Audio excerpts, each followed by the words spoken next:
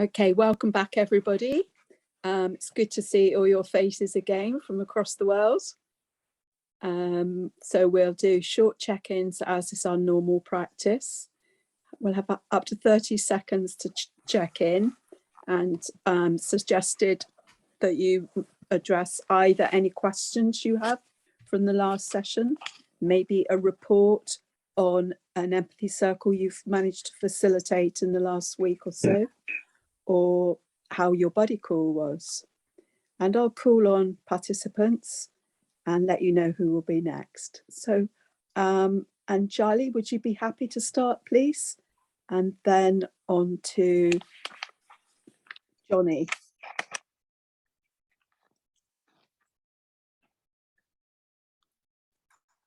Yeah, I had a good time learning last time. My only question was how this translates in real world scenarios. So here we have everything organized. Everybody is aware of how to take on roles. But what happens when we go out in the world and there is some argument or some conflict that needs to be solved, and how that's set up in a way where empathy can be used in the communication. So that was my only question, and I wanted to imagine how that would look like to actually make this happen in real world situations. And this is real world too. I'm not like saying this is not real world, but in like really difficult situations. That's what I mean by that. Yeah. Thank you, Anjali. So now over to Johnny, and after Johnny, BJ, would you go, please? Okay. All right, how y'all doing today? I had a buddy call with Jaya. Went pretty well. It was a big sacrifice for both of us because we're 12 hours apart. So morning for me is night for her. So, but it went well. I wasn't able to do a buddy circle, but I'm probably going to be able, empathy circle, but I'll probably be able to do a one-on-one later today. Thanks, Johnny. BJ, and after BJ, Kevin. Greetings, good morning, everyone.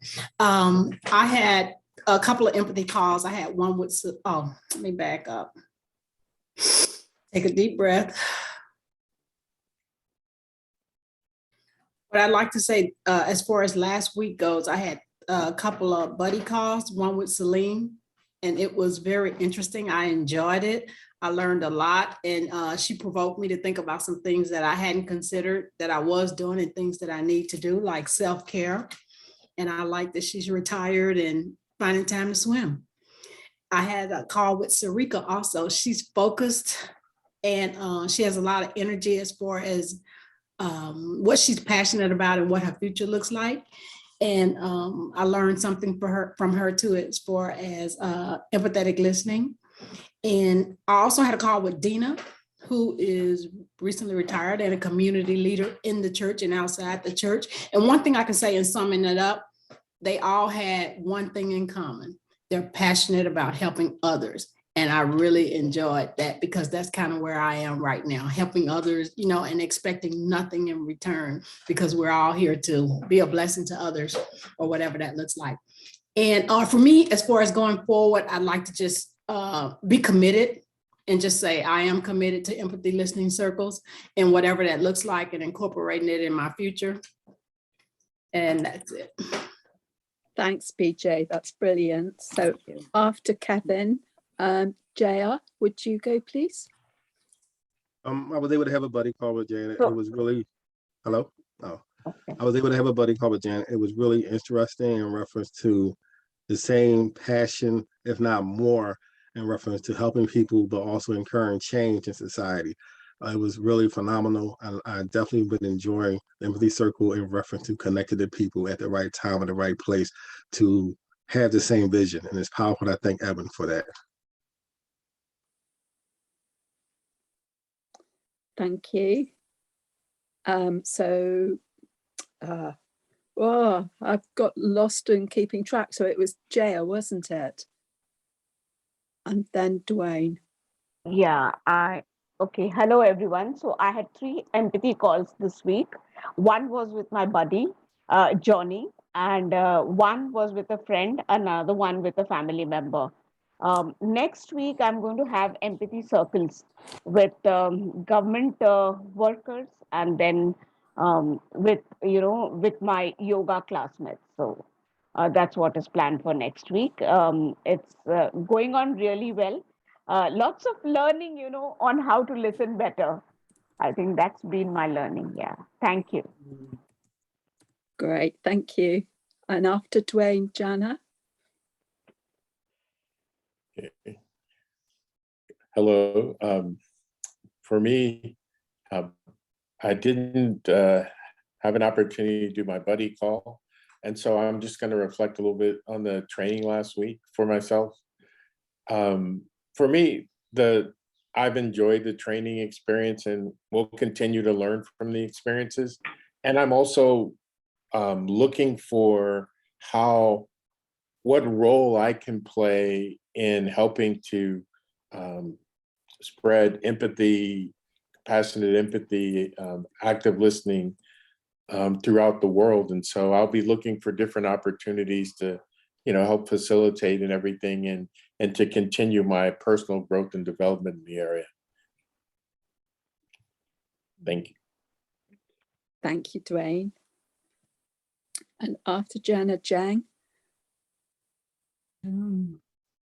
So I had a buddy call with Kevin. Thank you, Kevin. And it was really awesome to connect with him and to share our common concerns and interests and for the heart connection. And I did an empathy circle. I facilitated an empathy circle. It's the 4th one. And this time it was with a family, a grandmother, a granddaughter, and a mother in between. And that was very beautiful and special. And they wanted to help me with my homework. I'm not quite sure how empathy circles will go when I don't have a homework excuse. and thank you so much. Thank you, Jang. And then Laura. Hi, hello everyone. This week I didn't have buddy call because we couldn't manage to have a free time match to each other. But I had I had like an open space with my mom for her to let her talk for an hour. I try to be there and not judge or giving my opinion or anything when she was expressing herself. I found it quite hard, to just listen and don't input or have any opinion about her way of thinking or whatever. I find it harder than when I do with a stranger or just friend or people that not as close as mom. So I think that I still have a lot to practice about just listening, for whoever they are. So that was my learning this week. Thank you. Thank you, Laura. And thank you, Jang. And now Laura. Hi. You and I were not able to connect as buddies. I think I reached out to you a little too late in the week. And then I got busy. Well, I've been out interviewing for jobs and a couple of things. One is I have a friend who's a vice principal of a grammar school. And I emailed him about this and gave him Bill's email and the website. And he loved the idea. And I said, because I really said it really helps with bullying and any kind of stuff like that on school grounds. And while I was interviewing, I suggested to one of the facilities I was interviewing with that they start an empathy circle on site. And then also I was asked, how would you handle, because I'd be working with substance abusing, very mentally ill people. So they asked me, how would you handle it when somebody kind of came unglued and started yelling and things? I said, well, I get calmer and I repeat, I just using the skills that I learned here. I repeat back to them what they just said. I ask, did I get that right?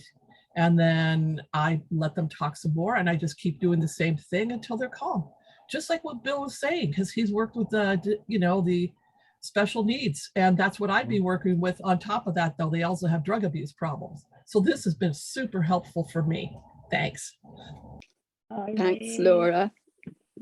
And after Vera, could we have Dina, please? Yeah, I had a beautiful empathy circle with Krista, and it was really amazing. Thank you, Krista. Yeah, just it was a wonderful week. I'm excited to be here. Thank you very much. Good afternoon. I had two buddy calls. I had one with Shauna, which was my assigned person, and I had one with BJ, who, since she's local, wanted to connect. So it's been good. I've been enjoying it and practicing it with other people, smaller groups, one of my small groups through the church, and even using it on my domestic violence guys. Some of them are liking it. Some of them, of course, not. But been enjoying it, just looking forward to taking it more and more and more to the streets, taking it to the streets. Thank you. And now Krista, sorry you didn't get a warning, Krista. And after Krista, Sarika. Hello. Yes, it was so lovely to connect with Vera. And what's alive for me right now is this sort of curiosity actually around that, where we started, Anjali, the idea of how it actually happens in the real world. And in some ways, I think that's exactly why I'm here. All of these learnings in the last couple of years as we've gone in and had this great pause. I've done so much work with somatics and self-study and, really trying to be the change. And it's very alive for me that it took quite a bit of work to schedule this small buddy call. It was large in impact, but just the idea that I really was allowing myself to tend to my somatic state. I chose self-care over the call at one point. We rescheduled. I trusted Vera that rescheduling was okay. It was hard because I wanted to keep going, move, but I think for that reason, it was a more fruitful, more present experience. And I think in there is some answers for me around that, how I show up and how I use my tools and my practices and my breathing and my sometimes not showing up if it's not the right thing at that moment. And, just using my tools. So I appreciate being part of this, and that's where my heart is. Thank you. Sarika, and after Sarika, Shauna, please. Hi, good morning and afternoon. I guess I'll reflect first on last week. Last week's session was great. I'm thankful to everyone that I was able to connect with. I had two buddy calls this week. Well, one during the week and then one earlier today. Both of them were a great experience. I got to connect with BJ first, who shares a lot of the same passions that I have. So that was a great experience, and getting to hear a lot about her passions and the work that she does was very enriching for me. So I'm very grateful to BJ for connecting and doing that first buddy call with me. So thank you very much, BJ. And then my second buddy call with Kathy, I was really grateful for that. The Empathy Circle has been great, just being able to connect with so many like-minded individuals. It's been a really great experience. So just thankful to, and then kind of resonating with what Krista said, sometimes having to choose self-care over scheduling these buddy calls is a tough juggling act, but I think it's always better to be fully present than just, not as present as you can be. So thank you.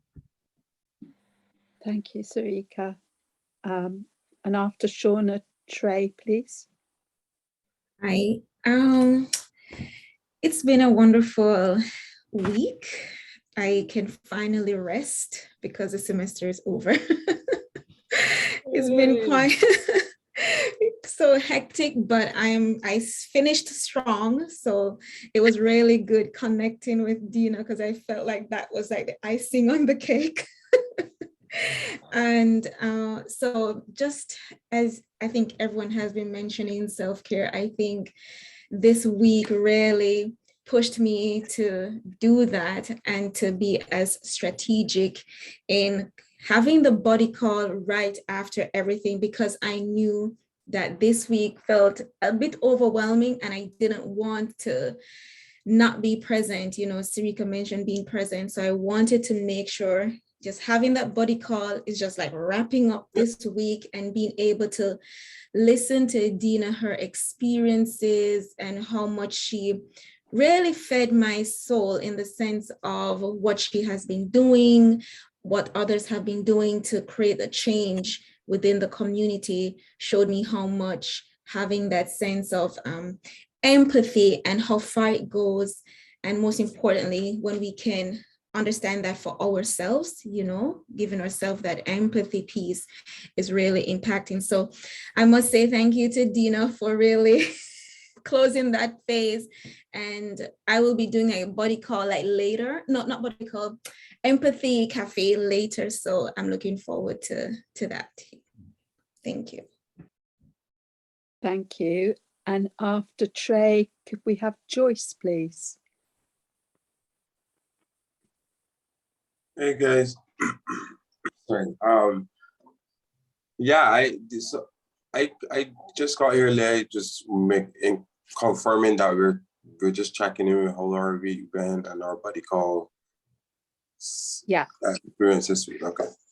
Yeah.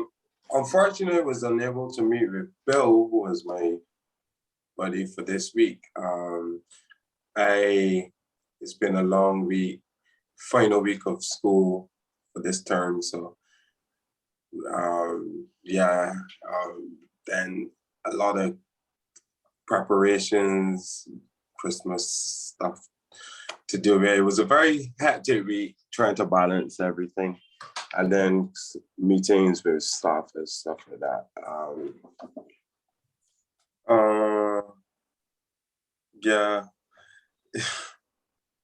Trying to presence myself now.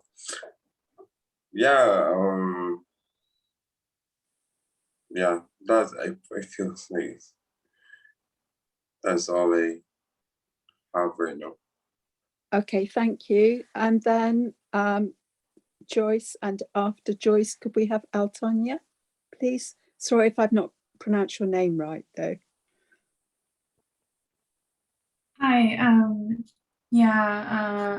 I wasn't able to connect with my buddy because we had trouble with the time difference.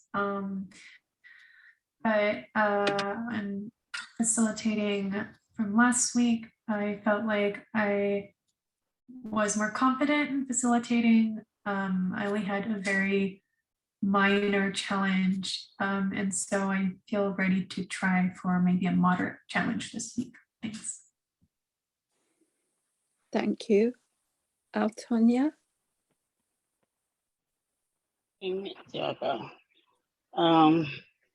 I haven't had a chance to do any buddy calls. I've been extremely sick these past few weeks. But I will say that I've been trying to recruit people to to partake in the empathy circle, just so I can practice a little bit. I was able to do it with one person, but I wanted to try to do it with like a small group of people. So didn't work out yet, but I'm gonna still keep trying at that. And yes, and you pronounced my name correctly. Good, Thank you. Now, have I missed anybody? Dina, have you been? Yeah. Have I missed anybody? Please shout now, because it's difficult finding you on my screen because I'm on an iPad. Not missed anyone? Okay, so I think we're on time, so we won't call on trainees today. And I shall pass on now for our feedback session to Larry and Bill. Great. You want to start, Larry? You're muted.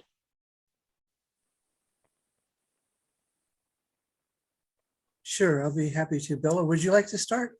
Go ahead, Larry. That's fine. Okay, thank you. All right, so we're taking a look at the questions that came in. And the first one on our list is what to do about difficult topics. And the answer we have is practice the active listening role of empathically reflecting and not discussing opinions. Trust the process. And Bill, back to you. Okay.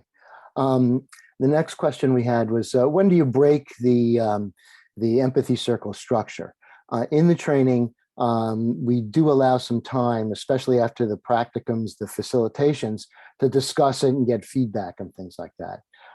So generally going forward, if you're going to discuss something about the empathy circle and you want to leave some time, go ahead. If people want to connect with each other or talk about other personal subjects, then it's good to, exchange information and do that outside of the circle. And it's just to keep, and maybe you want to have a discussion after the circle and say, okay, circle's ended. Now we'll, but make sure that if it's in the circle and in the process, you stay in the process, and then you kind of, create clear boundaries. Larry? All right, and the next question was, how do we address diversity? And the answer is, we try to give everyone as much exposure to different participants and trainers as possible. Empathy is all about equality and diversity. Again, trust the process. Back to you, Bill. Okay. And one was, how do I grow? How do I not get triggered in an empathy circle? And there's no easy answer to this. And we just came up with practice, practice, practice. And also give yourself some self-empathy. It's totally legitimate to assess your capacity, you're feeling sick or this or that, and just be, honest about it. But as you practice, you'll find that it's easier not to get triggered. And I'll pass it back to Larry. All right, thank you, Bill. And the next question is, will there be a session devoted to a discussion about the challenges? And the answer is, we encourage everyone to bring up any issues at any time in the training. Also, as the speaker, you can speak on any topic, including the challenges. And there's a note that says on Fridays, I think it's every other Fridays, there's a trainers support group for any questions with Lou Zweiser. And the challenges catalog is on the website. I'm going to copy and paste the link to that. So there is a whole section about challenges on the website. So great questions, and back to you, Bill. Sure. The next question was, can I record my own breakout room? As you go through the training and you become, and then in these trainings, we're co-hosts, you have the ability to record your breakout room. If you do so, I think the question was coming that the person wanted to see how they were doing, review their own performance for educational purposes. And that is legitimate. But on the other hand, you also have to, even if people agree to it, you have to get agreement. That's very important. And then even if you get agreement, just be aware that that tends to make people a little, step back a little bit sometimes. So try to be aware of that effect of it. Okay. And the other one, let's see. Anjali asked a question earlier about how do you take this to the real world? Well, the real world, as kind of inferred in your question, is a very diverse place with different conditions. So again, if there's a situation, there's a conflict, assess your own. Start with a little self-empathy and capacity. Can I really deal with this? Do these people know me? Do I have a relationship? And ask yourself where you fit in with that. When we go into protests and things like that, we start with listening to others. And then also when we have sort of restorative circles, we have something that we call pre-circles. And this is where the facilitator gains credibility with both sides. If both sides are just so antagonistic that they can't listen to each other in the moment, sometimes the facilitator can act as a bridge. You listen to one side, you listen to others, then you try bringing them together. But also, assess your, and then the other thing I'll just say quickly, and I'm going to open up to the other trainers, is that as I've practiced it, empathy, the empathic response comes more and more to the forefront rather than a reactive response. So I've been in a certain situation where there could have been a conflict. This guy wanted the pump at the gas station, and I just said, okay, I'll move. And that totally deflated the whole thing. And being from New York, that's not my first reaction usually. So I'll just say that. Okay, I'd like to open up to Celine and other trainers, or Edwin to wax poetic, or Larry too, if I missed anything. Well, I'll wax poetic. It's Okay. practice, practice, practice. Is that the more we practice the empathic listening, it just sinks in deeper and deeper and becomes more of a natural response. And we just developed that sort of empathic way of being. So it's just practice, practice, practice. Do the training again and again and again. So yeah, that's it for me. Okay. Can I add I'll in? say one thing. Oh yeah, Go absolutely. ahead. Sure. Yeah. I'll just say that for me, what's become kind of automatic is in a moment like that, I remember all I have to do is listen. And that helps me calm down and be present. That's it. And I'll just add in, and it's really very similar to what Celine is saying, that if something feels to us like a challenge, then that will be a bit in our bodies. So attending to our own feeling calm and confident in the process and reverting to that, which slows it all down, actually is the best, I find really useful and the best way to deal with it. Because if you're not reacting, if you're calm in yourself, it gives more empathetic space for the person to diffuse and slow down and calm down. Great. Any more trainer comments or quick questions? Yeah, Michelle, go ahead. I had a quick one on that. It's just the shared humanity of the connection. So if I like drop everything that's happening in this moment is all just content, it's like straight to consciousness. We're all one like across the world, and we're one like humanity, and then come back to the conversation, and then come back to what's happening in the content. And suddenly once I get that just 1 second of a connection, the energy dissolves, like all of the reactivity starts to drop away. Great, thank you. Larry. Yeah, I'd just like to say empathy starts at home with me, right? Empathy first. And in the wise wisdom of Edwin Rutch, who once said, and it's recorded on a YouTube, so I know he said this, it's profound to me. It's not very empathic to say that someone else is not very empathic. I love that. Thank you. Okay. Any other?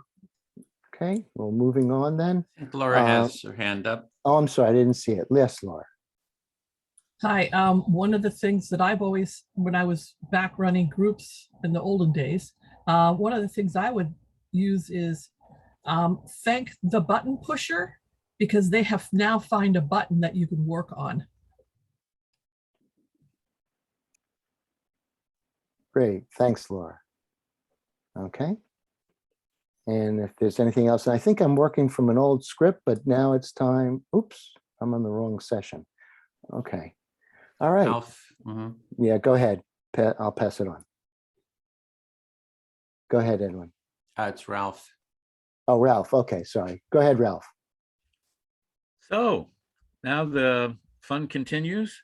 We're going to break out into our groups, and no challenges, no pressure. We're going to be in an empathy circle, perhaps like the first one you were in, where you discovered the miracle of empathy circles.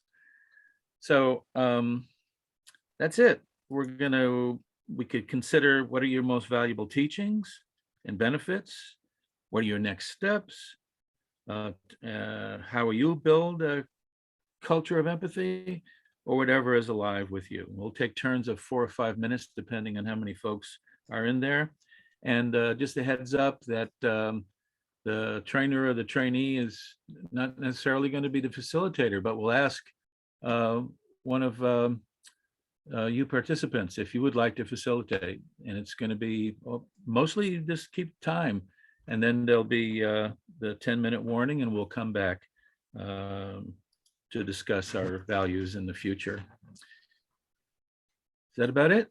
Yeah, I think we're ready with that. So some of the So what groups. time are we coming back? We're coming back. So we have what time? It's 15 minutes earlier. So that's, we have an hour and 15 minutes, I think, a little bit less right. For this circle. And I did put the questions to consider, and this is more of an integration. We're just sort of wrapping up our training, kind of sort of doing a little integration. And some of the groups will have 5 and some will have 4. And so we're ready to go, and I'll give a heads up. I'll send a notice 10 minutes beforehand. And I think that's it. Here we go into the rooms, and there'll be one staying here, and that'll be with Ralph, and I'll stay with you, and that'll be recorded. So here we go. Open all rooms. See you in the rooms.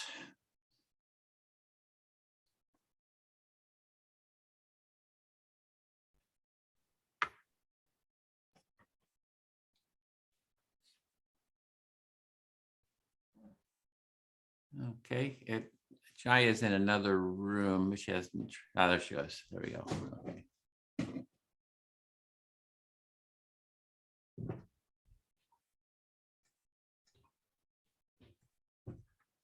Okay, is there someone that wants to facilitate? So it's one of the participants, Anjali or Laura or Johnny. All you're doing is keeping time. We'll have 4-minute turns.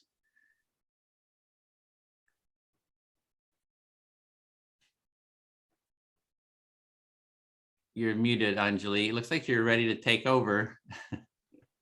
Yeah, it's fine. You know, I can facilitate first. That way, you know, I'll be done with that. So. So you're just keeping time, and we just be the first listener. That's all. Yeah, yeah. So I'm the first listener. Anybody who wants to go first and share anything that's alive for you, or whatever you learned, or any challenges that you would like to discuss.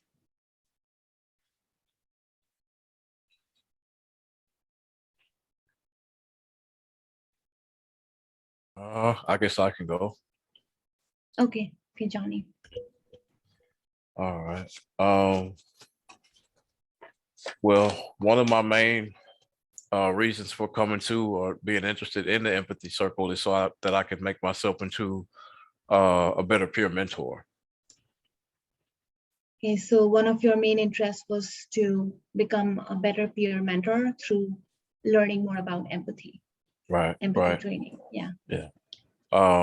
This is my second certification of the year. My first training was the National Association of Mental Illness peer-to-peer qualification. And the next one I'll be working with is in January, again with NAMI, and it'll be, I think it's another peer-to-peer, no, it's a volunteer storyteller position. So this was your second certification. Another one was at Center for Women's. You want to remind me that? NAMI, National Association on Mental Health, Yeah. Mental Illness, right? Yeah, and this way you are continuing your training, Yes, ma'am. essentially. Yeah. Yeah. I would like to see in the volunteer position or what the structure is like, and if I can bring this structure into that setup, into the setup for it's called NAMI in our own voices. It's for people with mental illnesses to tell their story to other people that have struggles, as well as clinicians, to help them get an idea of what life is like for someone with a mental illness. So you want to see if this empathy training structure works in that setting, and how people can feel better prepared to share their stories of mental illness, and so you want to translate this into what can be done at NAMI. Right. Yeah.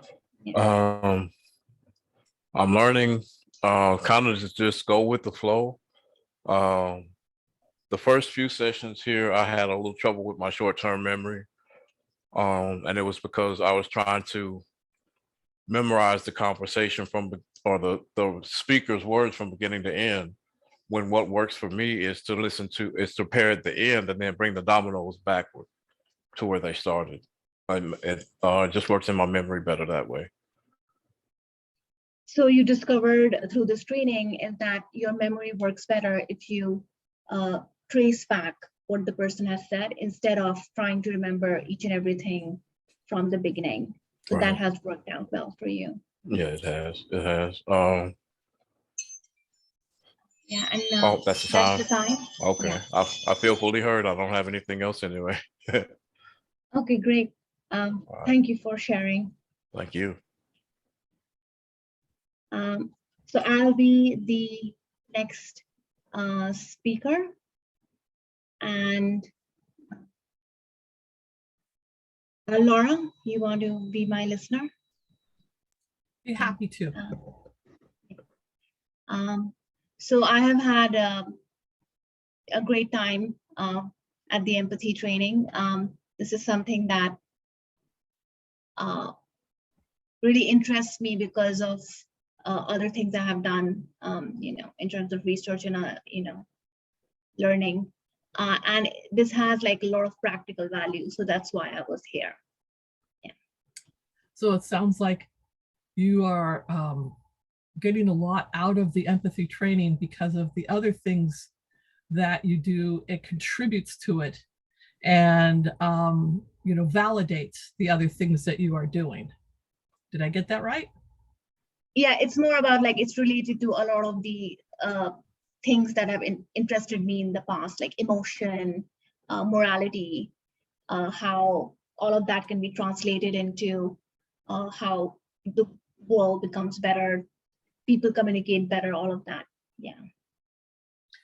So it sounds like it really helps you with emotions, morality, how people communicate better, and it adds on to that for you. Yes.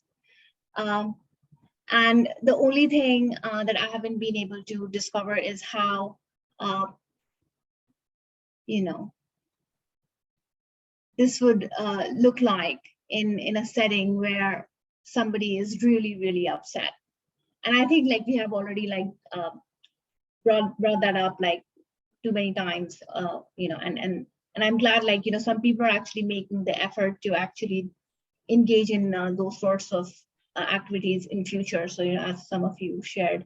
So for me, that's like the most interesting bit, like how that's going to look like, because that's where we are going to see if this really like works and brings, some change. Because my one concern was, in terms of challenges, was that when we interact, when social interaction happens like this, I got an yeah, old sorry. brain, so can you pause for a second there? Oh, I'm like Johnny, you know, So, I kind of work my way I'll back. pause and then I'll say more, you know, if there's time. Yeah. Oh yeah.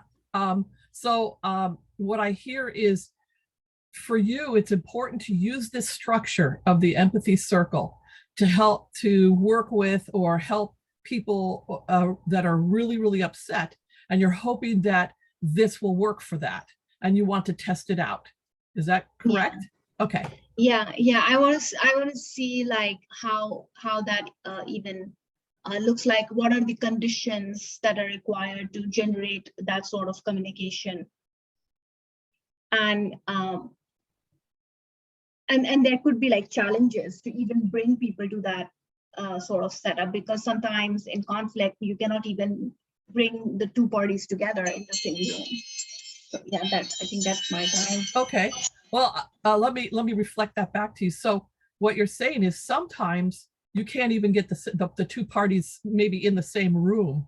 So you're really wanting to see how this will work for that kind of a situation, and if it's possible. Yeah. Is that okay? Yes. You feel heard? Okay. Yeah. Yes, I feel heard. Yeah. Thank you. Sure. You're welcome. Let's see, Ralph, would you listen to me? I'd be delighted. Once again. I can carry on the whole, that's okay if you don't want to, because I can carry on a whole conversation all by myself. So it's okay if I don't listen to you, if I don't respond, because you can carry on the whole conversation yourself. Yep. So what's my next step for this, and why I find this valuable, is a couple of things. One is I am going out on job interviews, and I will be working with seriously mentally ill people and drug abusers.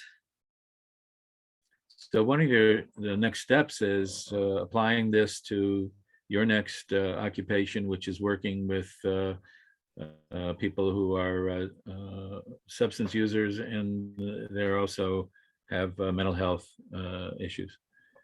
Yes, and what this is to me, this structure, this process will help save lives, because it'll help keep people sober. Where I used to work before, I've had people walk out and then die because they relapsed.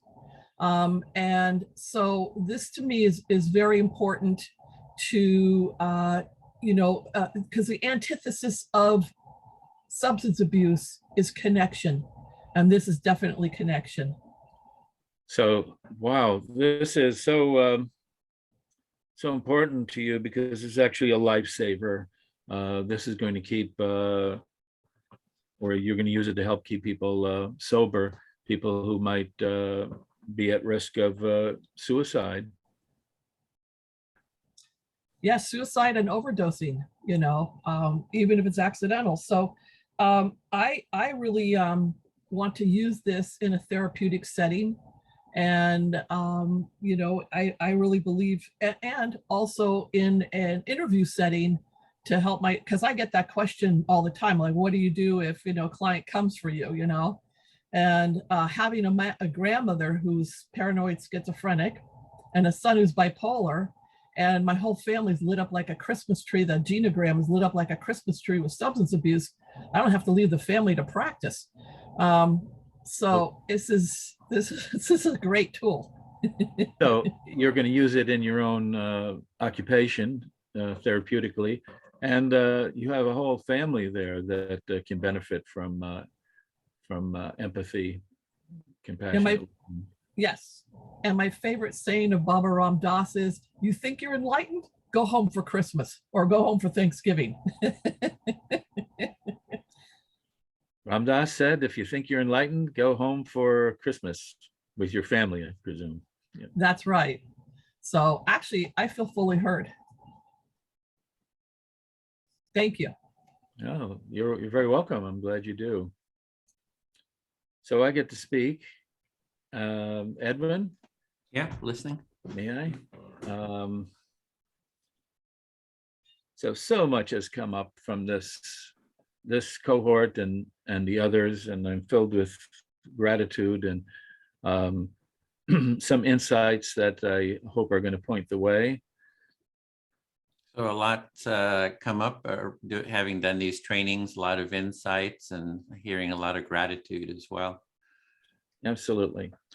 One thing that's clear is empathy begins at home, that I don't have to go anywhere or be with anybody else to practice an empathy circle. Listening to myself is paramount. So just an awareness that listening to yourself is paramount. That's where it starts. If I can listen to myself and feel empathy, then I will have the compassionate presence to be with another person and help create a healing circle. If you can really listen to yourself, hear what's going on in you, then you can create the sense of presence to listen to others and really create a healing environment and circle. Thank you. I'll need some help from everybody, whether this is a correct term or not, but I've come up with the term Guerrilla empathy circles. In other words, impromptu ad hoc circles that can happen anywhere in non-conventional ways. So you're kind of coining a term, guerrilla empathy circles that are sort of come up in any sort of environment. So it sounds like spontaneously or like that. I'm combining this with wisdom I received from Bill Filler when I asked him how to work with children. And he said, well, most of the time, just listen. You don't have to take a turn as the speaker. If they're 12, 13, listen to them. So inspired by Bill, who says, if there's a group of children, just listen to them. You don't have to be the speaker, just offer listening to them. Be the first listener. And since statistically, I'm older than almost everybody that I run into, and in some cases can be their actual biological parent, and since even my age mates and some people older than me are not acting their age, I have plenty of opportunities to apply this. So you've got a lot of opportunities to apply this, especially most people are younger than you, and plus your age group folks are kind of acting like immature or younger. So would I punish or humiliate a child if they were sharing something with me? Of course not. I would try to listen. So universal listening. So you're really into universal listening. You don't want to punish children. You want to listen. Okay, I think that I'll go on record. I don't want to punish children. So that's for the record. You don't want to punish children. Okay, I'll speak to Anjali then. Yeah, I'm listening. Yeah, I've been thinking of some sessions we could add to this training. And one session is for addressing sort of the personal support aspect of empathy. So that personal group peer-to-peer support. So that's the first thing I'm thinking about. So you were thinking adding a few sessions to this training, and personal support is part of that. Yeah, the personal support is an area. There's different areas that the empathy circle can be applied, and I think personal support is one area. So I have some ideas of a session that's sort of practicing personal support. So there are different ways in which that can happen, and personal support is one aspect that you want to. So I was imagining that we would facilitate empathy circles with a group of people, of participants, and they're imagining that they're in a suicide prevention group. So it would be, we would facilitate the group, everyone is dealing with suicidal issues, and then you role play that, and then you get to facilitate practice session. And you just kind of hear what's sort of alive for people. So you just get a sense of what it would be like in that kind of an environment.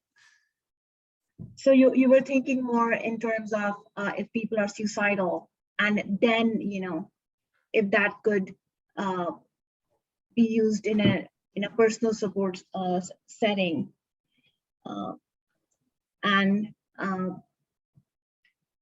that would probably give it like that real life sort of value. Yeah. In that sense, yeah. So we're all here. I would be you would all be role playing, like, hey, you've had suicidal thoughts and tendencies, and then we have then you facilitate. I would facilitate a circle here, but it's just role playing. So you get sort of it's just an idea that I'm kind of throwing out there as a way of sort of practicing, highly charged personal support, practice. Yeah.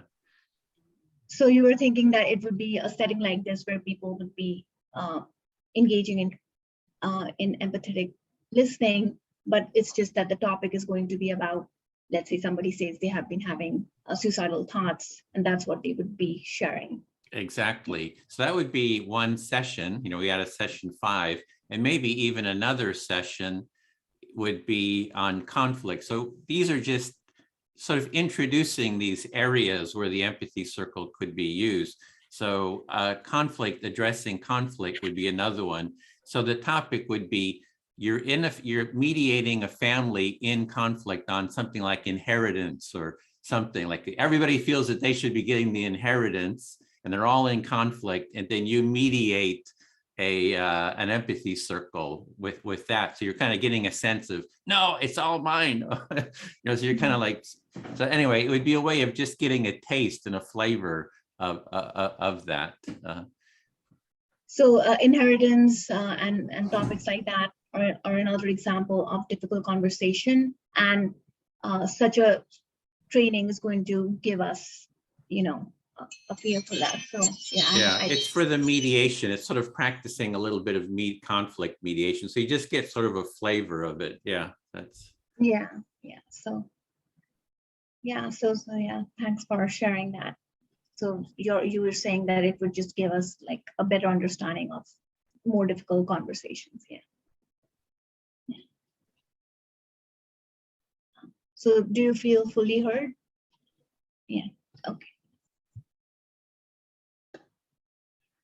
So I'm the next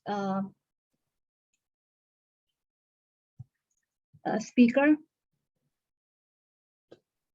I can speak to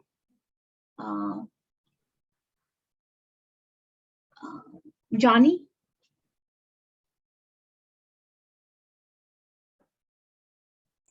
Yes, ma'am, that's fine.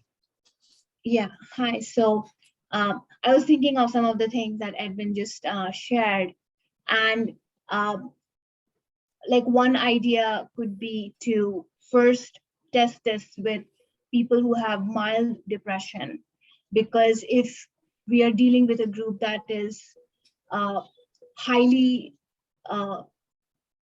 suicidal, or they're in a very strong state of panic, or it's like strong form of mental disorder, I don't think it, like,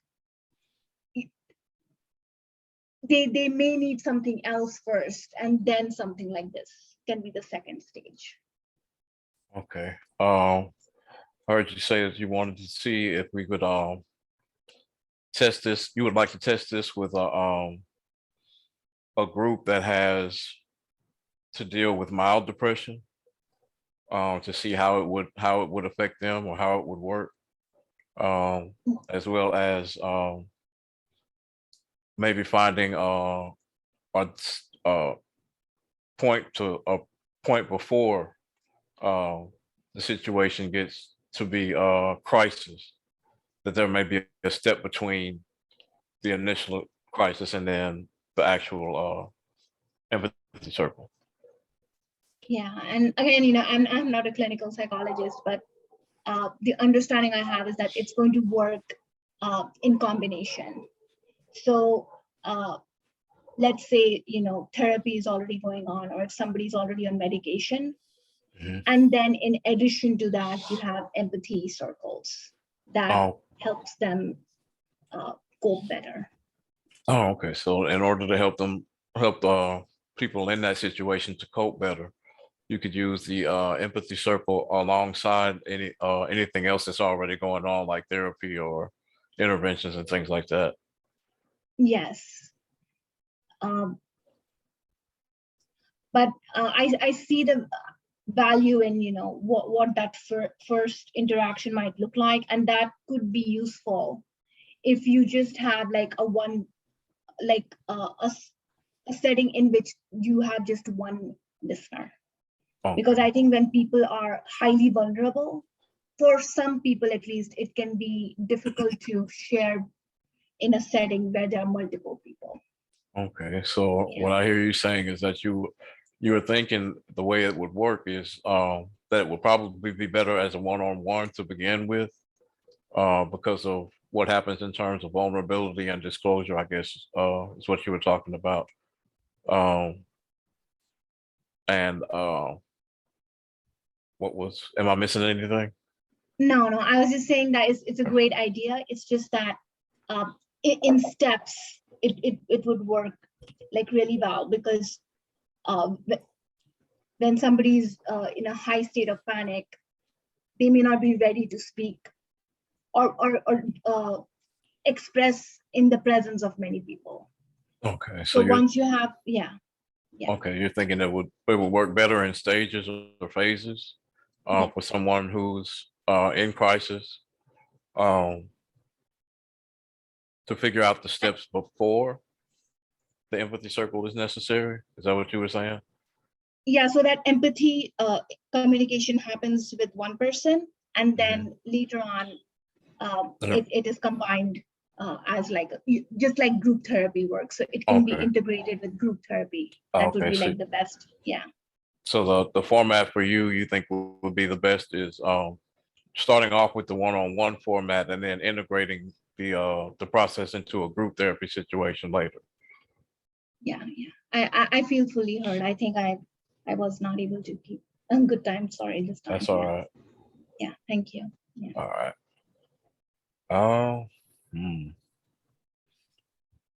Can I speak to Miss Laura, please? Sure.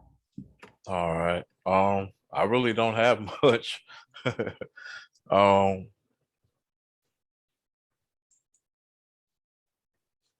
Yeah, I really don't have much. So you're drawing a blank right now. I'm drawing a blank right now. In terms of building a culture of empathy, I really am enjoying this training because it does help me to kind of solidify my place. I think I found kind of a niche within the idea of empathy circles. I see. So you're enjoying the training because it sounds like it's giving you hope for finding your niche, your target market, your purpose in this structure. Right. I think I've told just about everybody, but I went to school for psychology. I've been a client and I've been a caretaker as well. So I've been just about on all sides of the coin when it comes to the healing arts. So you went to school for psychology and you've been kind of like on both sides of the couch, so to speak. And it also sounds like from what you said before that you're using your time on this side of the couch to help people while you're on this side of the couch. Right. Good. Let's see. I'm probably going to do quite a bit more work on my own, probably several more cafes and probably a few more empathy circles on my own to get a solid grip on the process, because I'm struggling with it a little bit, as you can tell.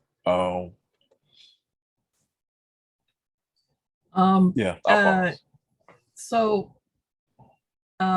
it sounds like you want to expand your practice by doing more empathy cafes and doing more empathy circles on your own so you can feel like this becomes second nature to you. Right, right. Because right now the dialectic or the one-on-one format is probably my strongest suit, which I thought was kind of backwards because I expect from what I expected, it was kind of backwards because I expected the circle to kind of drive itself since it had so many other participants and perspectives and things like that, thought patterns.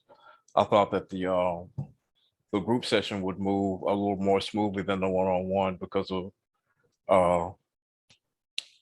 because one, with the example of people giving disclosure or opening up and actually speaking would give others the inspiration to push the circle forward, and it didn't necessarily work that way. So it sounds to me like you expected the groups to open people up more rather than the one-on-ones, and you're finding just the opposite. Right, right. And I know nobody grows if they stay in their comfort zone. So that's a trend that I would kind of like to break and see if I can work a little more efficiently in the group empathy circle format. So for personal growth reasons and to help others personally grow, you want to work more with the empathy circle format. Right, right. That's all I have. I feel fully heard. Thank you. Thank you. Okay, I'm the speaker at this moment. Let's see. Edwin, would you like to listen to me? Listening. Thank you. So somebody, I think it was Ralph that brought this up, having gratitude, and which I do. I have a lot of gratitude for being taught this skill. So I want to thank you personally for that. I like I was saying before, I think this is going to save a lot of lives in my in the where I work, hopefully. I also have a lot of hopefulness for this because this process is so easy. And I think that because it's so easy, it can be taught to people who have problems with just doing their daily living activities, remembering to brush their teeth, remembering to take a shower and use soap when they do. And, so it can really help people who really need this kind of help. I also like the idea of a more personal support thing. And for me, it goes back to the button pusher and the button. You can't do anything about the button pusher, but you can do something about the button. And me personally, I've been diagnosed with PTSD. Oh, let me pause. Okay. Sorry. So I'm hearing there's sort of three areas so far that you're wanting to express. And the first one was just a sense of gratitude for the practice and being part of this and for us, setting this up. So a lot of gratitude there. The second is just a noticing of the simplicity of the practice, that because it's so simple, it's easy for others to learn it and to do it. Just people who maybe have struggles with kind of the daily tasks of life, they could take this and use this. So you're seeing that simplicity as a benefit. And then the third part, I didn't quite. Yeah, that's because I interrupted myself to pause so that you could actually get a word in edgewise. So the other thing I want to talk about is button and the button pusher. I've been in and out of therapy because of family history, et cetera, since I was 17.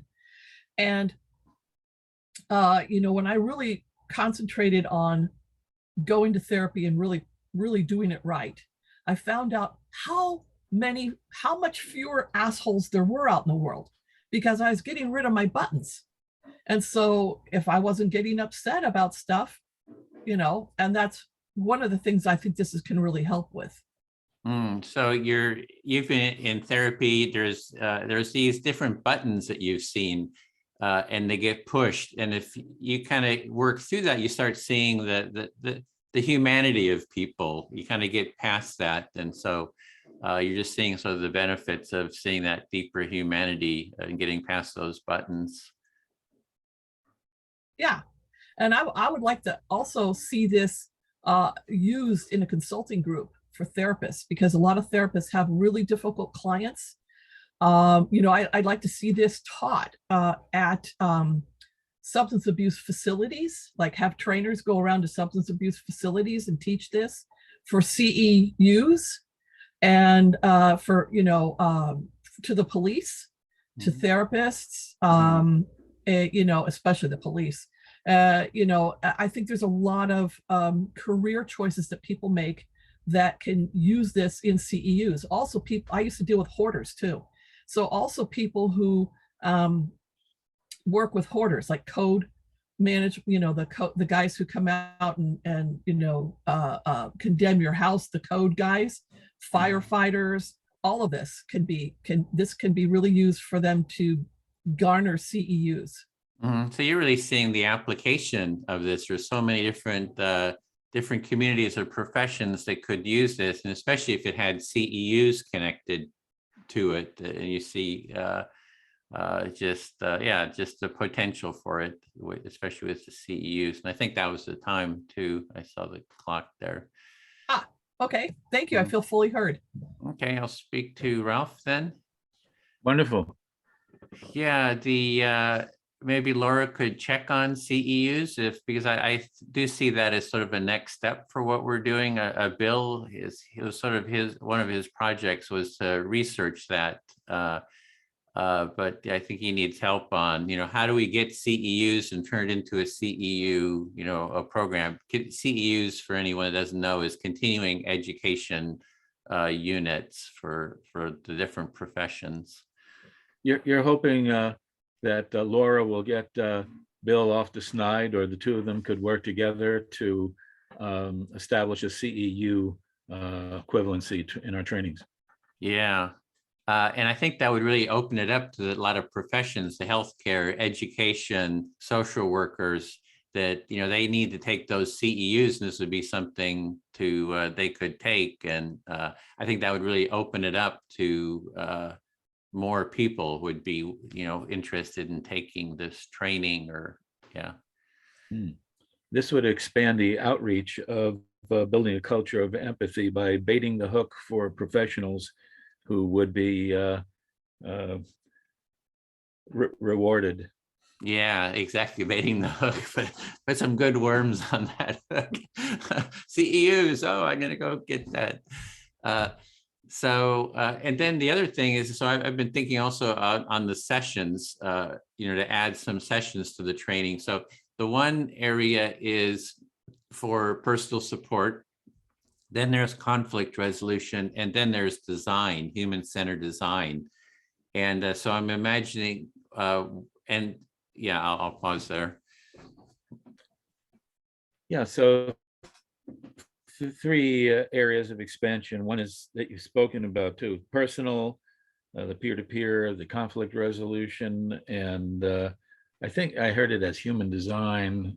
I'm not sure I understand. Yeah, there's a design community. Human-centered design is they're very supportive of empathy, because the idea is anything that you design, you need to empathize with the people you're designing for, so that it addresses their needs. So there's a lot of support for empathy in the human-centered design thinking community.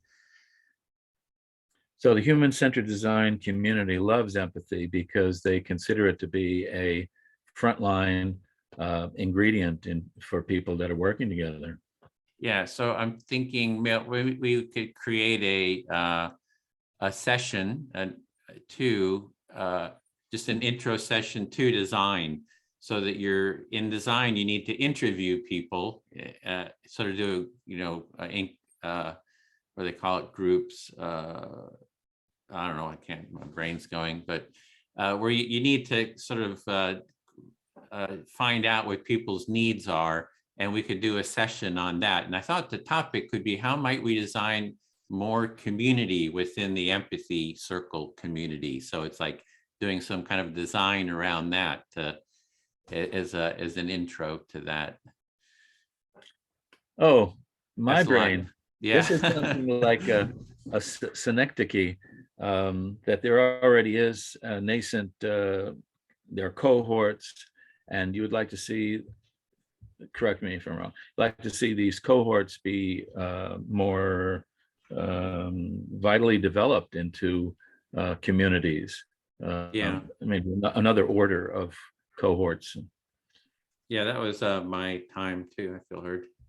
Ah, I'm gonna take a quick bio break too. well,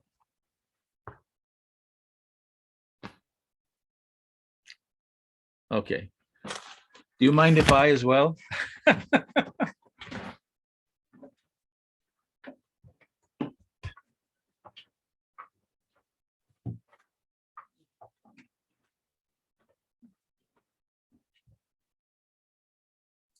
While we're all sitting here, Johnny, can I recommend a book?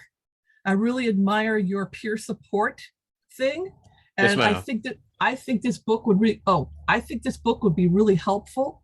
I can't, let's see. It's called Self-Observation. Okay. It's written by a Native American man. His name is Red Hawk.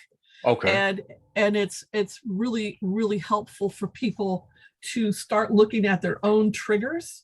Okay. And if you're a peer-to-peer counselor, this would be a good way for you to help your clientele to look within without having to become a therapist. Right. Okay. Yeah, that sounds good to me. I don't think I've lost complete interest in the idea of taking the professional track now. I have no problem finishing my credits up and solidifying the degree. But what I found is that I don't like the boundaries that you have to keep intact in a client clinician situation. I work better one-on-one. I work better with intimate information, and there are certain topics that are, so what kind of taboo between the client clinician relationship versus a peer listener or peer supporter. Yeah, we have to report. Right. We have, right. yeah. So yeah, I understand. I mean, there is a place for that. I mean, what you're talking about, because there are people. I used to work with people in the criminal justice milieu, and yeah. So anyway, we better let these guys get back to them. We were talking about. I found a great book, written by a Native American man, and it's for lay people. It's called Self-Observation. So I was recommending it to Johnny while you guys were gone. Wonderful. Johnny, can I talk to you? Yes, sir. All right. You make me think of something, how many of us don't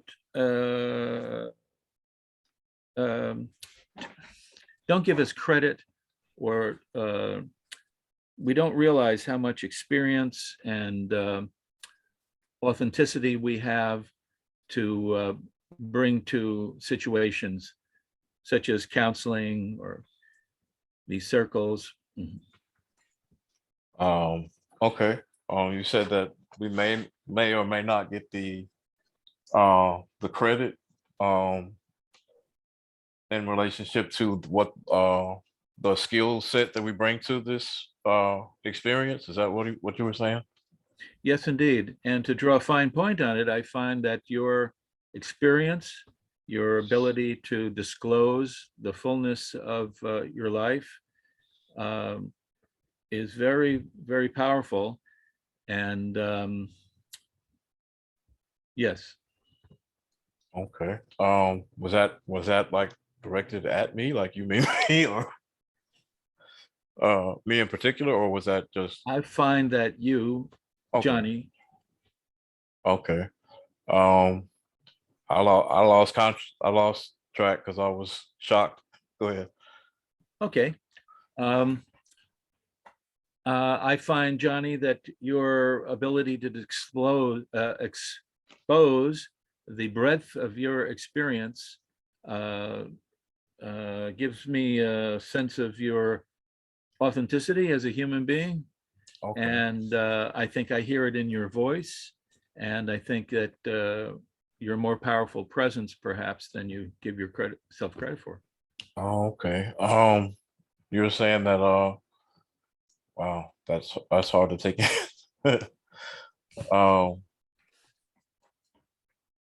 That you can feel the authenticity in my voice. That I don't necessarily give myself credit for the presence that I am, and especially in relationship to being open to self-disclosure and things like that. Mhm. Okay. Yes, indeed. It's hard one. Just what you said, that it's hard for you to take in a compliment. Right. Betrays a humility that I find attractive, and I want to share with someone like you.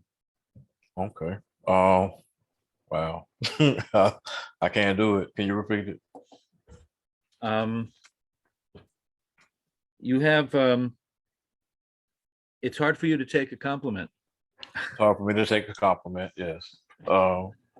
Nevertheless, you have a presence that I find genuine and feel supported by you.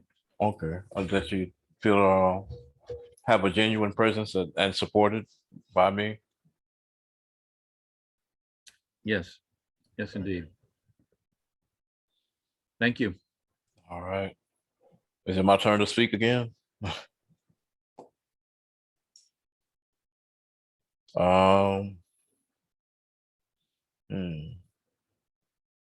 Can I get Edwin? Listening. All right. Well, like I said before, I'm almost tapped out. Yeah, almost tapped out on something, what to say. Yeah, just about. The learnings and benefits from this training.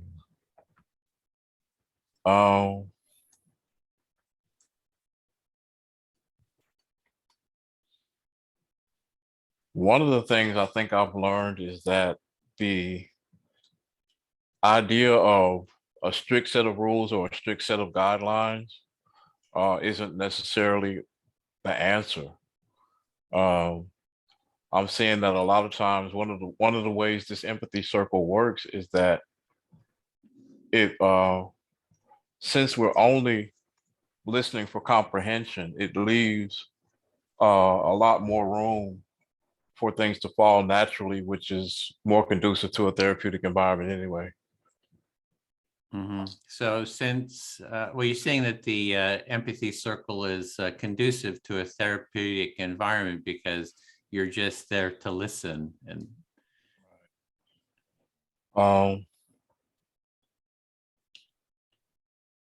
one of the other things, like I said before, it's easier for me to start where someone stops speaking and backtrack than it is to try to remember it from front to back.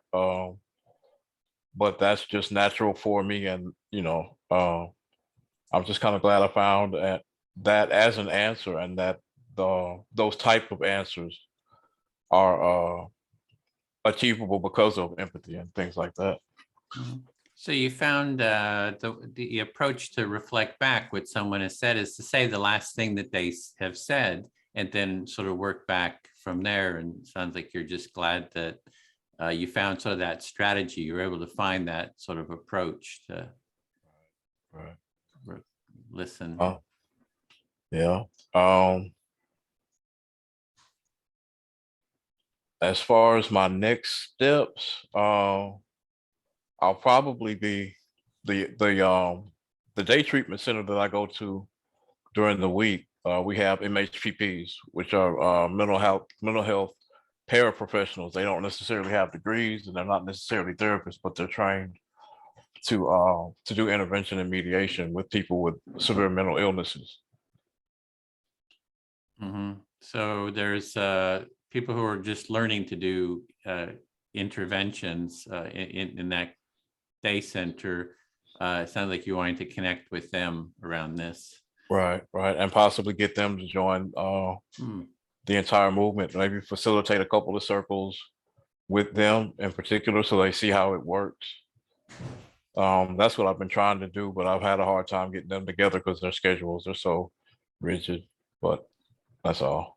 Yeah, so you want so you're just sort of thinking about the next steps, and one is to get those parapsychologists or helpers, paraprofessionals to take part in empathy circles. But the challenge you're coming up against is scheduling. Right. With that. So that's kind of like a next step you're thinking about. I saw that was the time to, I don't know, if Anjali held that up. So you feel heard? I do. I Okay, feel fully good. heard.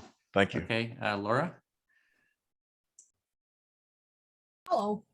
Yeah, so yeah, it's great just hearing all your different ideas. Like I just enjoy hearing, I mean, it's just like, just all the insights you had, you know, for example, just about how this could be used, your appreciation of it. It's just great to hear that. It's just very, yeah, meaningful for me. Thank you. I hear that you appreciate hearing about all these ideas where the empathy circles can be applied.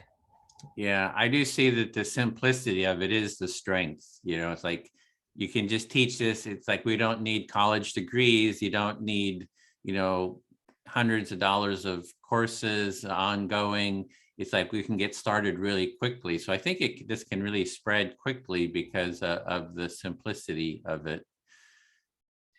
So you believe that this can spread quickly and easily because it is such a simple process to use, and the structure around it is easy to spread because it's also free, you know? Yeah.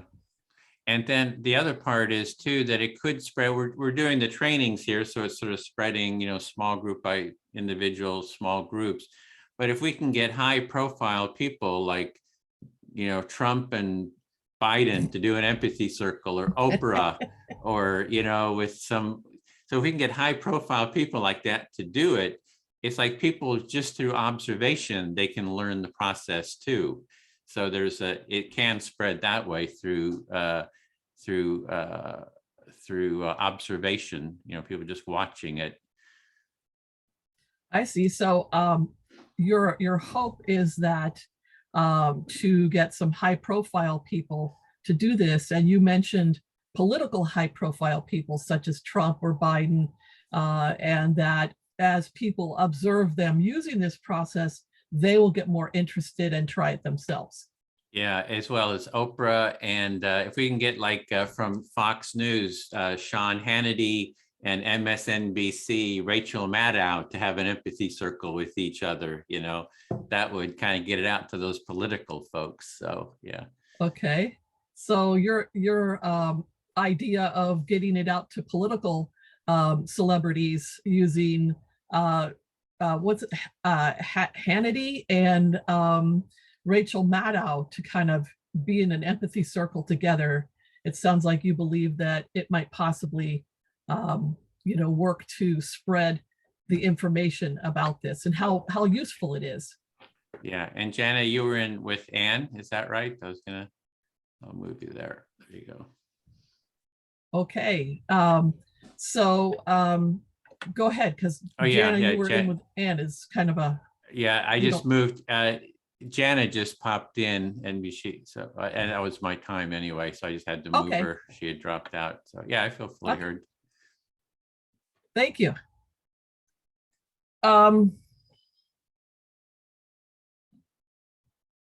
So to reflect on what Edwin just came up with, am I the speaker? Yeah, you're a speaker. You gotta select your listener. And I gotta pick somebody. I always forget to do that. Anjali, would you be my listener? Thank you. So in reflecting, thank you. So in reflecting what Edwin just talked about, I like that idea, but I would not hold out very much hope for somebody with such a diagnosis that Trump has to have any empathy, but he can use the tools. So you like Edwin's idea, but you wouldn't be so hopeful about it when it comes to, you know, you mentioned Trump or somebody who may not have the capacity for empathy, but he could still use the tools, you know. But he could still use tools,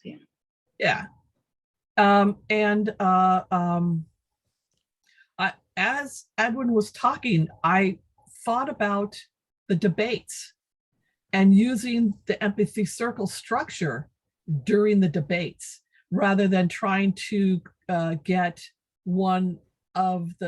any one of the politicians to do it on their own. I think it would be a good idea to use it during the debates. So you thought that it would be a good idea to use empathy sort of communication in debates, in those political debates that we watch. Yeah. And also possibly reach out to talk show hosts and use it, in that kind of a situation. But I really see it being used. I really like the idea to use it in the personal support thing as well. So you see value in this for talk show hosts and also in personal support. So that is something that really fascinates you. Yes. In the personal support, I really see it being super helpful in dealing with a crazy coworker or a boss who's a jackass, and what that does to a person. And then also some of the, what I mentioned to Edwin before on chat, some of the milder forms of domestic violence, like intimidation or imprisonment. Somebody puts their arm across a door and prevents the person from leaving, things like that. So you see value in this, for example, at the workplace, if somebody has a difficult coworker or some boss who is, not great, and also in mild situations of domestic violence, for example. So if somebody is stopping you from leaving in situations like that. So, thank you. I feel fully heard. Yeah, thanks for sharing. So I'm the next speaker. I can talk to Edwin. Yeah. Listening. Yeah.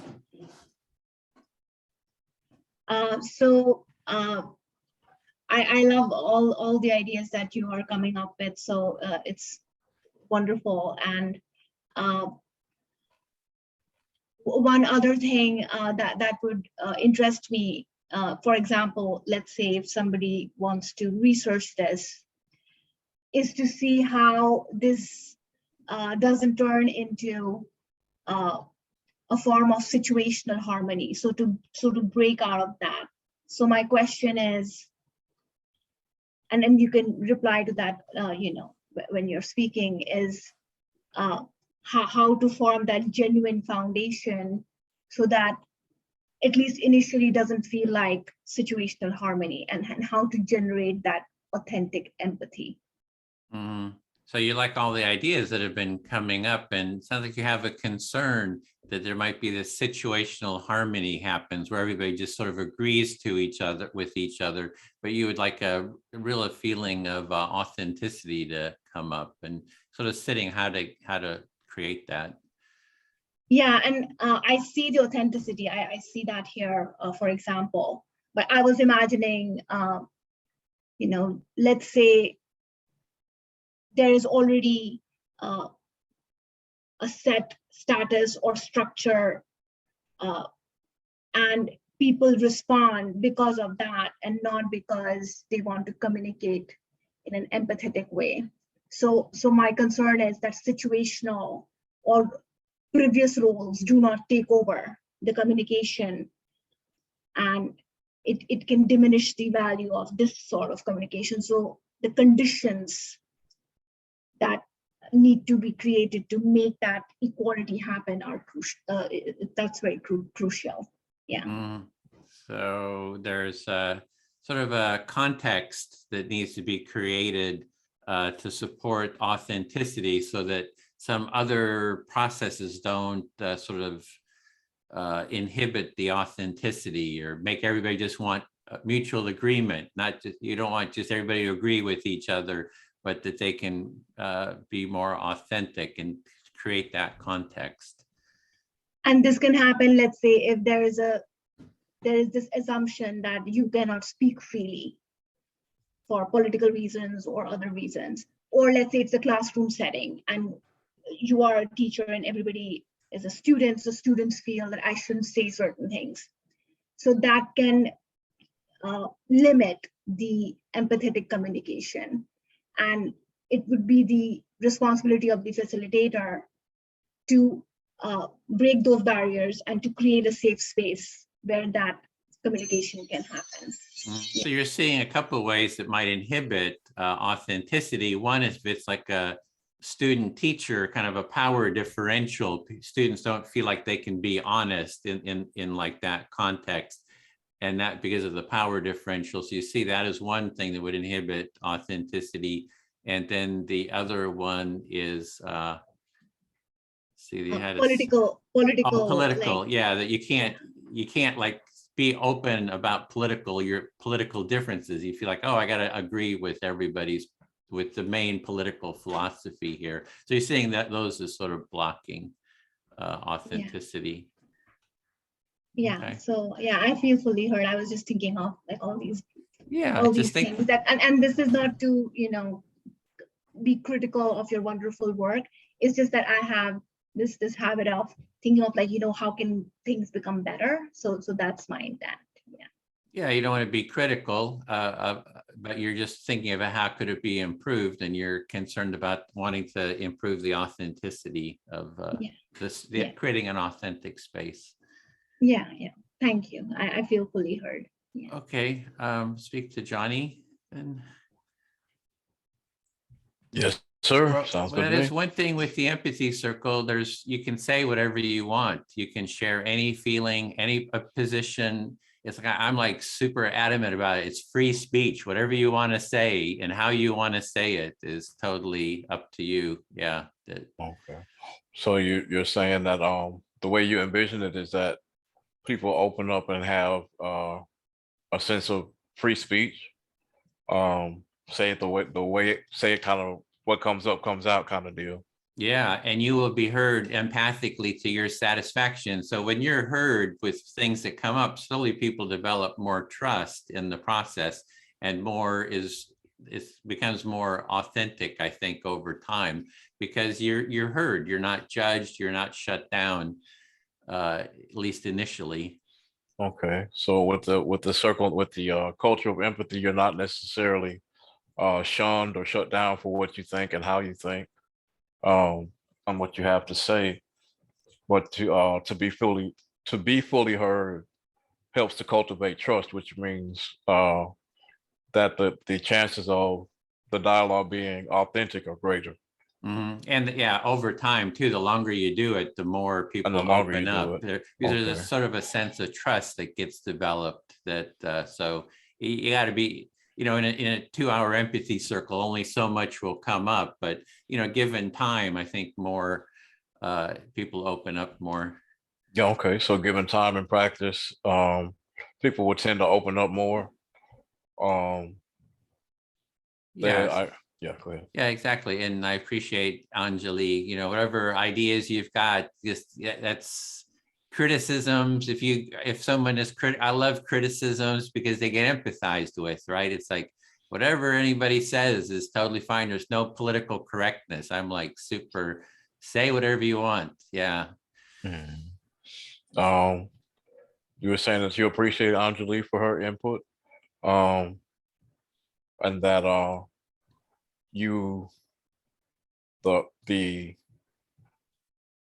I support main people reason saying whatever they want. Yeah, right. They're just being totally open. I don't care what they say. Allowing people to be open, never minding what they say or how they say it or what it means or anything like that. Yeah, and when there was the Breitbart, the conservative magazine, wrote an article about our empathy tent, which was pretty fair, but there was hundreds of criticisms like, oh, you libtard, you snowflake, all these criticisms. And I loved it. I said, and I posted to them, I said, oh, great. I want to hear what you have to say. Let's have an empathy circle. I'm glad to listen to you. And there can be 3 of you, right? It's like in an empathy circle, I don't care. I'm glad to listen. So I'm glad to listen to all sides and Okay. anything within the empathy circle context. Right. Oh, that was a big bite for me. Just the essence is fine. Okay. You were saying that some of the conservative reports of the empathy tent that you all had were primarily criticisms, and that you didn't mind it as far as it was concerned. As far as you were concerned, they could speak about what they want to speak about and how they want to speak about it, and you just kind of take it as it is, and maybe separate the wheat from the chair, so to speak. Yeah, and I just meet them with empathy. Yeah. I meet them with empathy. Yeah, I feel fully heard. All right. We've got 8 minutes. 8 minutes. Okay. So I'm back to speaking again. All right. Can you give me Ralph? Right here. All right. All right. Give me 1 second.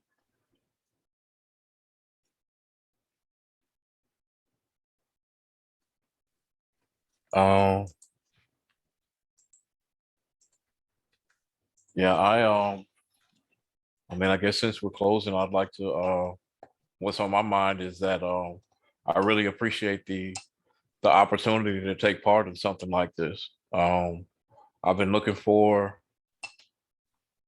the proper outlet for me for quite some time, and I think this is a really close to being on track for me. Like I really feel like it's a niche for me. This really seems like a match for you. You've been looking for something like this for a long time, and you found it. You found empathy circles. Right, right. The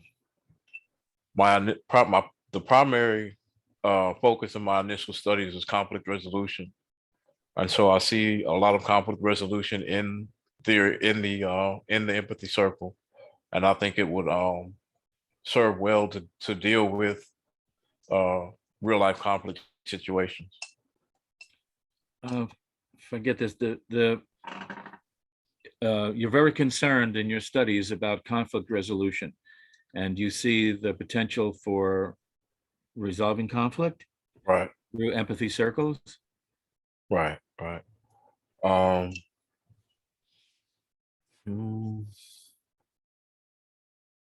really don't have much more. I really don't.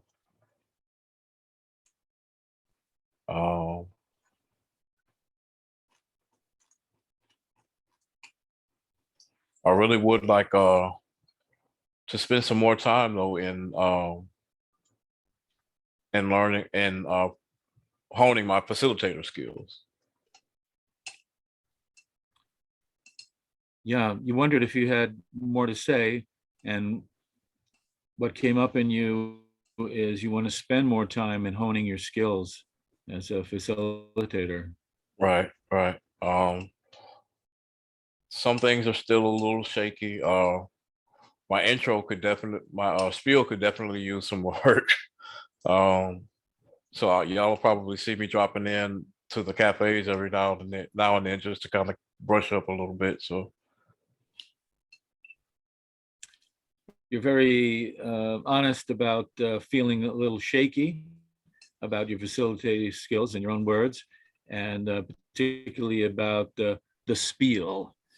But you're resolving to come to more cafes and polishing. Right, right. That's all I have. I feel fully heard. Oh, okay. Thank you.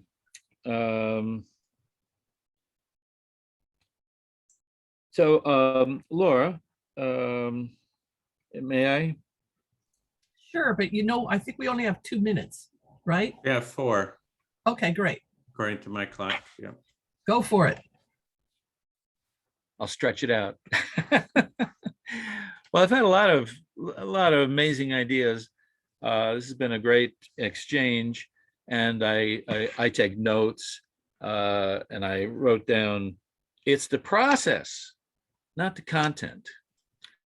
Really, one of the keys to me is say whatever you want.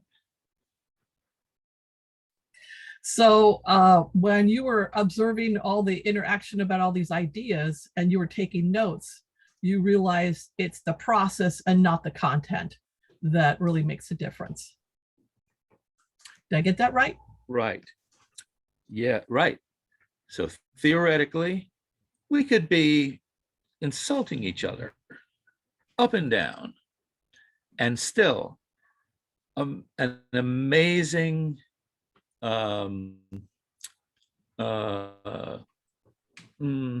redemption could occur. So you believe that we could be insulting each other, but yet this process would help people feel fully heard. Yeah. And not take it, Images. not react to the insults. Redemption. And I have a picture of a toreador, although I'm a big animal lover, toreador with a cape, and do your worst or do your best. And I also think of the judoist who is fearless in any situation because they convert the energy of the so-called opponent into a dance. So you have a picture of a toreador, and the person who is, and also you admire people who know martial arts because of their ability to turn the energy coming towards them into a dance.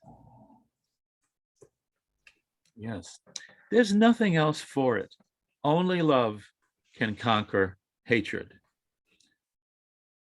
It's the only thing. It's the law of nature. War and conflict will lead to the demise of everyone. And no one wants that demise. So you believe that only love can conquer hatred, and that wars and more wars can lead to the demise of everyone, and no one wants that, except the people who start the wars. Just check out history. The only groups that survive are those that develop a culture of peace and contain those things that we now are promoting as progressive conflicts, like income equality, which means sharing. So you believe, so in your observation of history, the ones that survive are the ones that promote a society of peace and income equality. That's the time everybody's coming back in. Just give you a heads up there. So thanks, everyone. That was, You feel fully heard? Ralph, do you feel fully heard? Okay, good. I'm applauding you. Oh, thank you. Well, in terms of love, I think I've said that empathy circles are microdosing love. So there you go.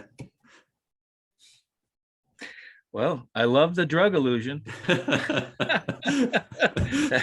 That gets to me. Looks like everybody's really holding on to their circles. They're not jumping right out. So everybody here, they're going to be forced back in. So thanks again. Thank you Thanks, all. Anjali, for facilitating. Thank you. Thank you, Anjali. You're welcome. Good. Are we all back? Almost? Mm-hmm. All right. Great. Well, welcome back, everyone. And in this section, what we're going to do is to revisit the values of a culture of empathy. And again, those are openness, care, mutuality, and empathy itself. Again, it's not meant to be exhaustive. You may have your own take on it. That's fine. So what I'd like to do now is to open up. Not everyone has to answer. We have about 15 minutes here, so not everyone has to answer. So you can take a little bit more time if you wish. But I'd like to open it up for discussion as to, we introduced these values in the first session. Now you've gone through the training. So I just wondered how the training affects your perception and experience of those things, and just talk about that experience. You may have another value that's come up with you, that's fine. But really how, through the perspective of the training, how that has affected your view of care, openness, mutuality, and empathy itself. I'm opening it up.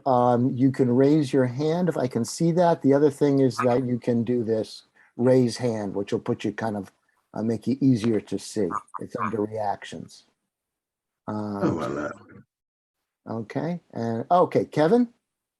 I guess with me, with the 5 weeks and the trust, the honesty, the value that comes from everyone being involved, it just picked up one step at a time on each session, which allows for the stronger community. I think with this community, it was such a transparency and organic based on the different values and topics, allows for a more stronger connection. And everyone's here to learn, to be a part of, and to connect no matter where you're from, which to me is like a truth within itself. Now, thank you. Great, thank you, Kevin. That was great. Anyone else? And I'll open it up to trainers too, trainees, because we all learned something new. Yes, Anjali. Yeah, so I remember the values I had mentioned were authenticity, open-minded humility, and shared progress.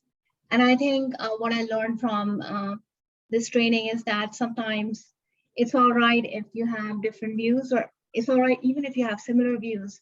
It's just like two strings coming together, and just like in knitting, you can have two strings coming together and it eventually turns into one piece. And I think that's what like polarized views and different opinions are all about. They are part of the same conversation eventually. And I think empathy training is one way of making that conversation happen. Yeah. Great, thank you, Anjali. Anyone else? Anne, was that just a swipe, or do you have? I was swiping, but I could speak if there's no one else right now. And Sure, I think go one of ahead. the things I've really appreciated with this cohort is, and feel really honored by, is the diversity within this group. And it feels really significant to me. I really value it. And I'm learning from it. I've learned from it. So that's me. Great. Anyone else? Dwayne? Yeah, I see Dwayne and then Laura, I saw too. Yes. Shauna. And Shauna. Okay. Go ahead. Dwayne, Laura, and Shauna. Thank you. Go ahead, Dwayne. For me, every time I'm around a group of people like this, whose hearts are in the right place, who are focused on, creating positive change in the world, there's an opportunity for me to learn something. And I'm reminded, for me, one of the really amazing things about this process is this experience helped me to see even more beauty in the world through the beauty of the people who've shared within this group, and where, that your hearts are and everything. And so, and it was interesting because this circle this morning with, for me, morning with Michelle, Rasha, and BJ, it was really an amazing and beautiful experience. And it was like the perfect ending, which is really the beginning of this process. And I really enjoyed the overall experience. Thank you. Great. Thanks, Dwayne. Laura? Hi, what I liked about this is I feel a lot of gratitude and hopefulness because, like I said in my circle, I want to be working with mentally ill substance abusers, and I really feel that this will save lives for me. And also, when we were talking about it, I would really like to. I think more professionals would be really well served by doing this. So, Bill, I would like to get together with you some point because I have developed CEU. I have two of them, one for hoarders and one for series games, to develop a CEU program for two different areas. It fell apart because the groups fell apart, but you know, I still kind of remember how to do it. And I, you know, but nurses, doctors, all kinds of people who need a bedside manner could really be helped by this. Great. I got your email and I'll shoot you an email. And here's for anyone who wants to talk to me about it. Here's mine too. Great. And Shauna. Yes, I'm so grateful that I, was a part of this training. I again, starting off with Larry, taking my values and the ones that Larry shared, clarity and curiosity, and that has been literally a part of, how I think of empathy and how much those two values I never focused on or even thought of has been so beneficial when I listen to others and seeing what's happening in organizations and recognizing this approach, having an empathy circle can really create that space of clarity and curiosity. Because of the diversity that we have in the world, I found that this has been extremely beneficial for me and for my studies. I think Laura mentioned, the helping professionals. It's important. I really would see this injected in these programs or studies that's happening right now because it is crucial for our world today. So. Great.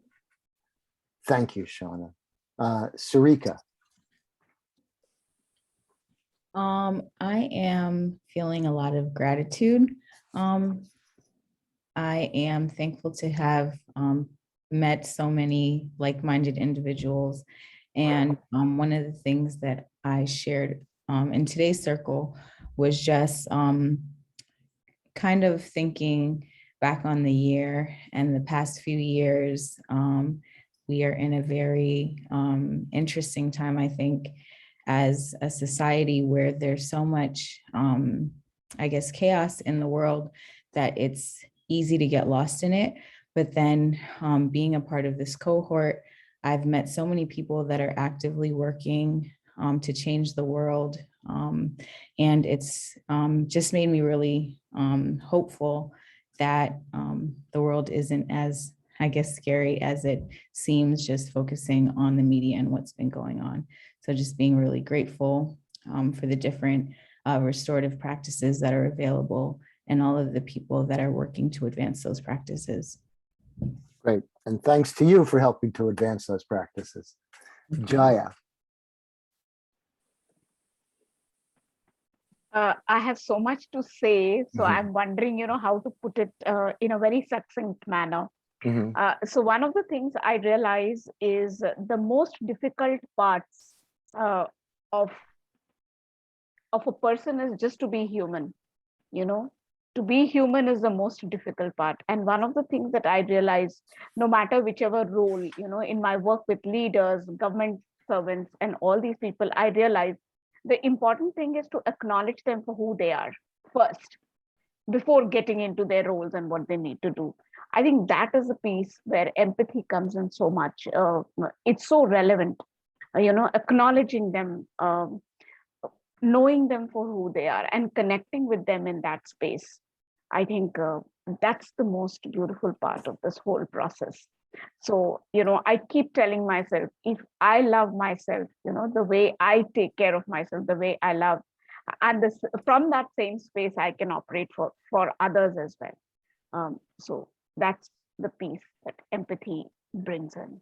And I'm so grateful to be, part of this whole group. And thank you, Edwin. Whenever I see your mail, there's this thing, okay, I have to be here, and that's the calling I have. But because of, the time differences and all, it becomes very difficult for me, because I get loose mail and I think I want to go to that cafe, but the time differences sometimes don't allow for that. So I would like to join circles and, do more work with this group if the time could be accommodated. Yeah. Thank you so much. Great, Jaya. Great to have you. Melissa. Hey, thank you, Bill. Yeah, actually, I'm still thinking of what you brought up in the circle about focusing on the good and not the bad of children, right? And to stress on that behavior. And I think the same goes for all of us. And just now, the words I heard everyone say were positive, gratitude, getting together, beauty, light, peace, actively working to change the world, restorative practices, advancing, hopeful, and operating from love. And if we all focus on concentrating on good things and make good things happen, the peace that this empathy circle is focused on moving towards could be done sooner. Great. Thanks. Thank you, Melissa. It's great. So thank you all for your contributions.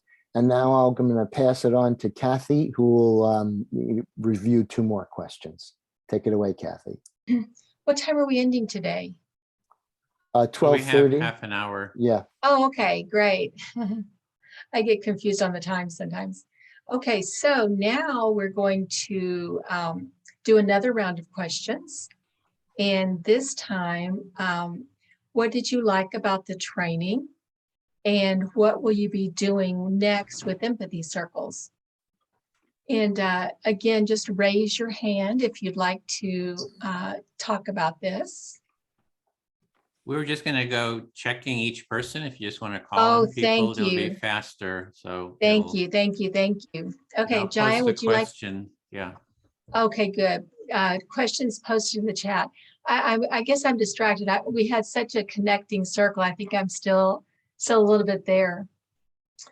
So Jaya, how about you? Would you like to begin? Okay, the questions are a bit, I'm still in the second question, but yeah, I wouldn't mind answering. So the thing is, what I've understood is what will be the next steps, right? Is that what? Yeah. Well, what did you? Yeah. What would you? What will you be doing next with empathy circles, and what did you like about the training? Sure. I think what I loved about this training is the love with which it was offered. I think that is what drew me to this circle. Having said that, I think the next step would be to just take it to the wider audience, to family, to friends, to whoever comes in touch with me. I think that's where I would like to take it. I don't know the number of people I would reach, or I don't have any such things in my mind, but I think I'll take care that every conversation that I have has empathy as its basic, fundamental, entity there. That's what I would like to do. Yes. Okay, thank you. Hope I've you. answered all the questions, or no, I don't know. Yeah, it's fine. Dwayne. Oh. Well, for me, I want to first and foremost use all the things that I've learned to enhance my own personal relationships with my wife, my other family members, my siblings, the community I live in first and foremost. And then the next step for me is to look for opportunities to continue to my own personal growth and development, as far as going through coming back as a trainee and doing that training, but also looking for opportunities to facilitate empathy circles when there's opportunities to come up. I'm retired, so I have a lot of free time, and I'm looking for opportunities to contribute positively to the world that I'm living in. So in short, continue my growth and development, continue to train and get better at this, and to look for opportunities to contribute to the world. Great. Thank you, Dwayne. Vera? Yeah, I mean, I feel like there's so much that can be done with this process, and I'm really looking forward. I mean, this training has been amazing, and I've loved connecting with so many of you. It has been such a loving and just a really beautiful community that we're in. And let's see, I plan to use this just in many different settings, I think. I mean, within my family, within the community. I'm in different community groups, and I would love to introduce it to some of these groups that I'm a part of. I just, have really loved this whole experience, and I think there's so much we can do, with this process. So thank you so much. Thank you, Vera. Joyce?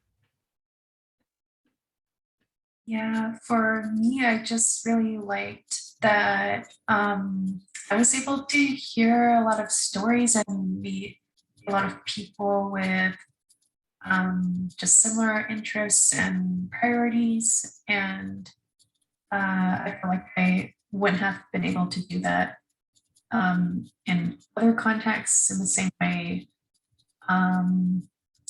And so what I'm hoping to be able to do with empathy circles is I'm trying to build my own trainings. They're centered around climate and social resilience, and I'm hoping I could use elements of empathy circles to really reset, I think, people's thinking and help people be more open.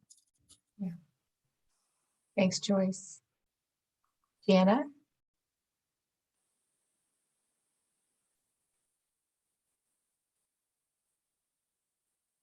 Well, I like that we got thrown into the water right away and practiced facilitating. And I like the challenges, they're sweet. And yeah, and it's nice doing more empathy circles and being part of this community, and the buddy calls are precious, meeting everyone and being able to share the practice. I liked all these things. And I'm not quite sure what will be next. Larry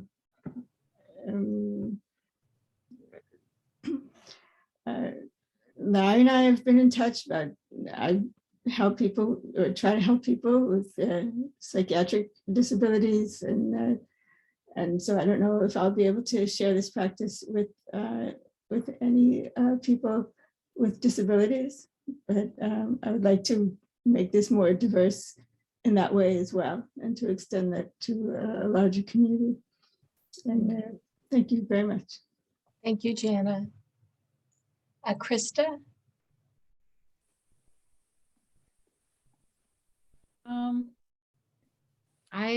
I will be well, sorry. I liked about the training, the tangible, practical sort of sense of rehearsal for my own future experiences.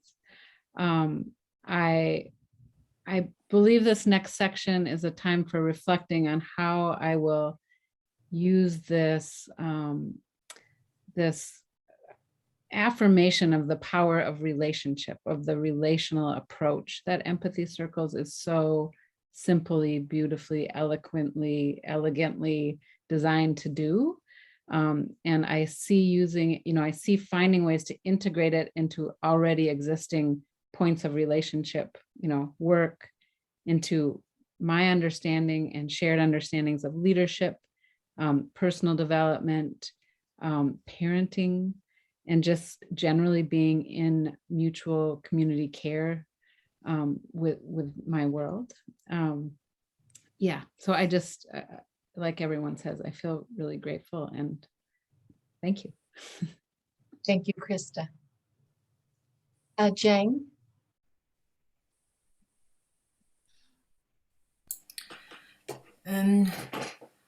What I like about the practice in this circle is I think it's a very hand-on practical practice of doing or learning about something, and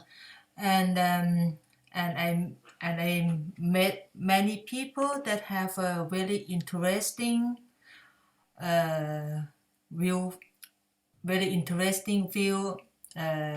toward the world and the environment, and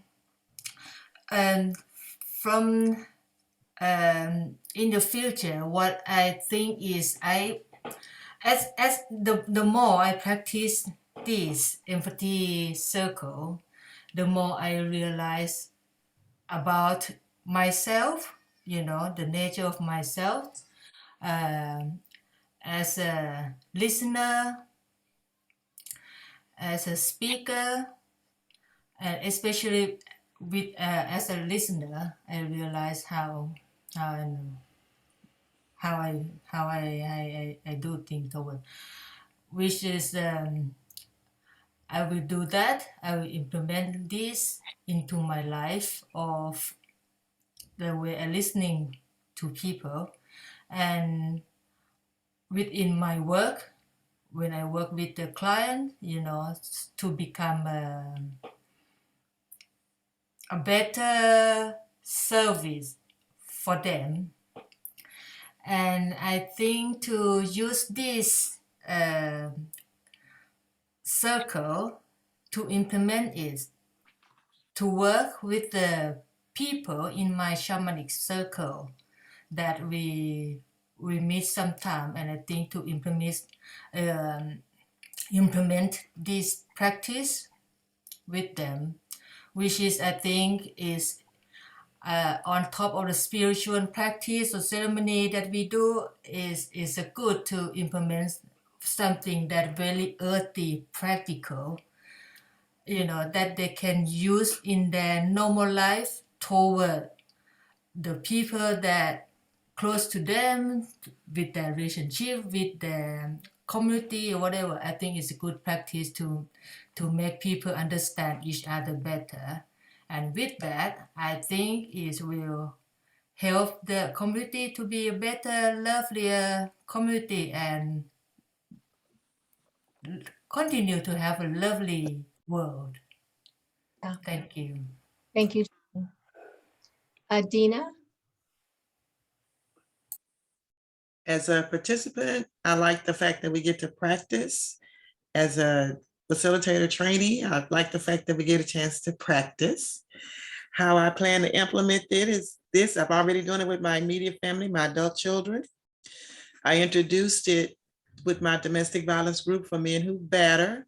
You got to kind of squeeze it in there, but some of them are very interested. I'm introducing it in my premarital sessions that I do, and also with couples that I work with. And then as a shared responsibility topic, because communicating through empathy is a shared responsibility. And like Ms. Celine so eloquently brought up in our group, the speaker also has an active responsibility as a speaker to make sure they're communicating effectively. It's not all just on the active listener. So communicating it as a shared responsibility. So that's how I plan to take it going forward, to continue to take it going forward. Thank you. Thank you, Dina. BJ? Okay. What I can say is that for me, connections. I really enjoyed, as a participant, the connections that I have made and plan to keep in touch with everyone and to keep it going. And it's already helped me within my business and my personal life.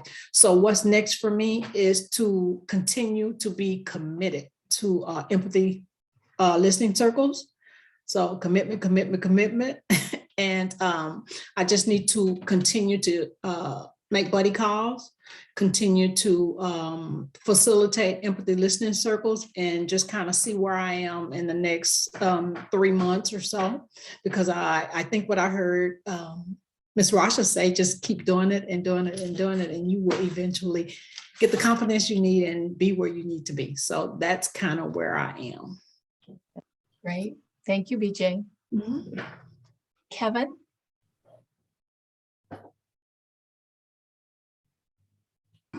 I guess with me, I'm looking more to learn more, hopefully move to the next level of understanding, and also to facilitate on a level that you all are doing and that grace that you do it in.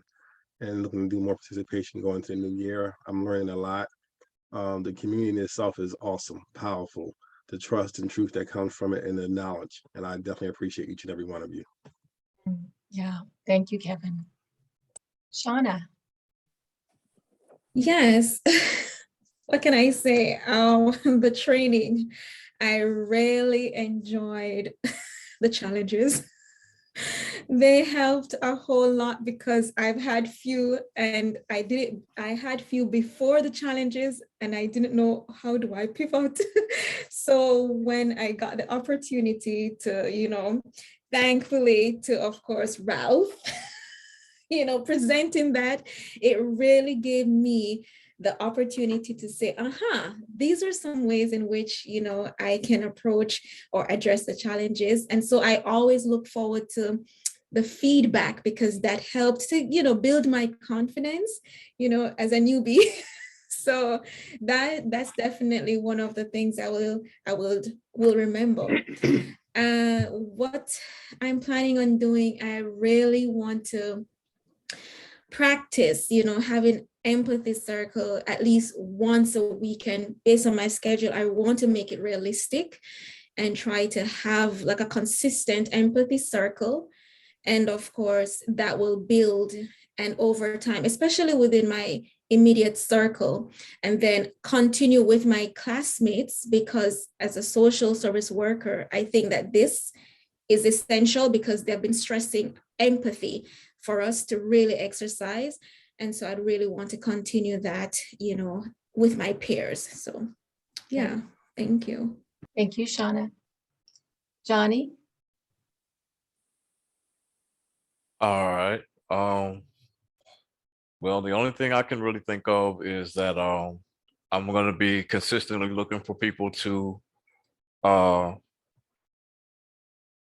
facilitate the idea of the empathy circles. I think it's going to be a really good fit for me in terms of what I want to do in life and my purpose.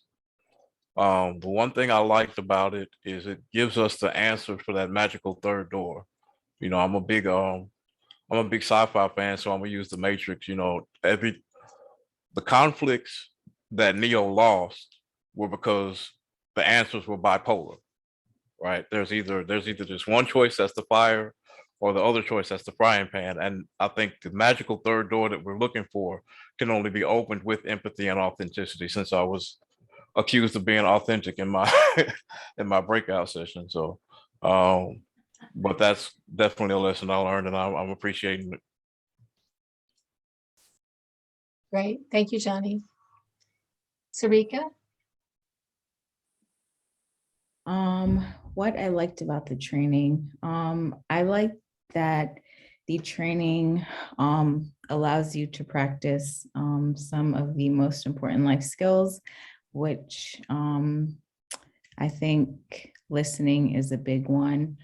I am a trained talker. Our profession trains us to spend a lot of time talking and not as much time listening. So it allowed me to practice presence, practice stillness. And so I thought it was really useful when it came to that.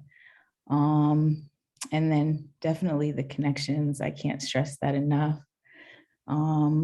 What I'll be doing next with empathy circles, I think trying to integrate it into whatever this next, I guess, phase of my life looks like. So I'm using it in conjunction with other conflict resolution and restorative practices. That's kind of what I plan to do moving forward. So thank you. Thank you. Trey.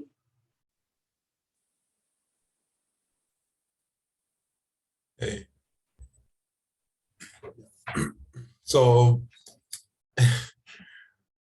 what I liked about the training, I enjoyed that it felt like something that was happening consistently, so that to help me understand more and get practicing. A lot of times you don't get that actual real practice, but it really facilitated that for me, and now I feel a lot more confident getting the feedback from every group that I've been in. The whole process to me just has been wonderful. I really enjoyed it, and how I plan to moving forward with what I've learned and what I'm continuing to learn. I plan to incorporate it in my personal life and my interactions with my family and my friends, and also at work, where I can try to help them create kind of systems that, you know what I mean, involves a lot of listening, that the process of empathy circling. So it's just a matter of how soon and how possible, you know, just kind of seeking after how I can incorporate it now and get people on board and actually interested in the process.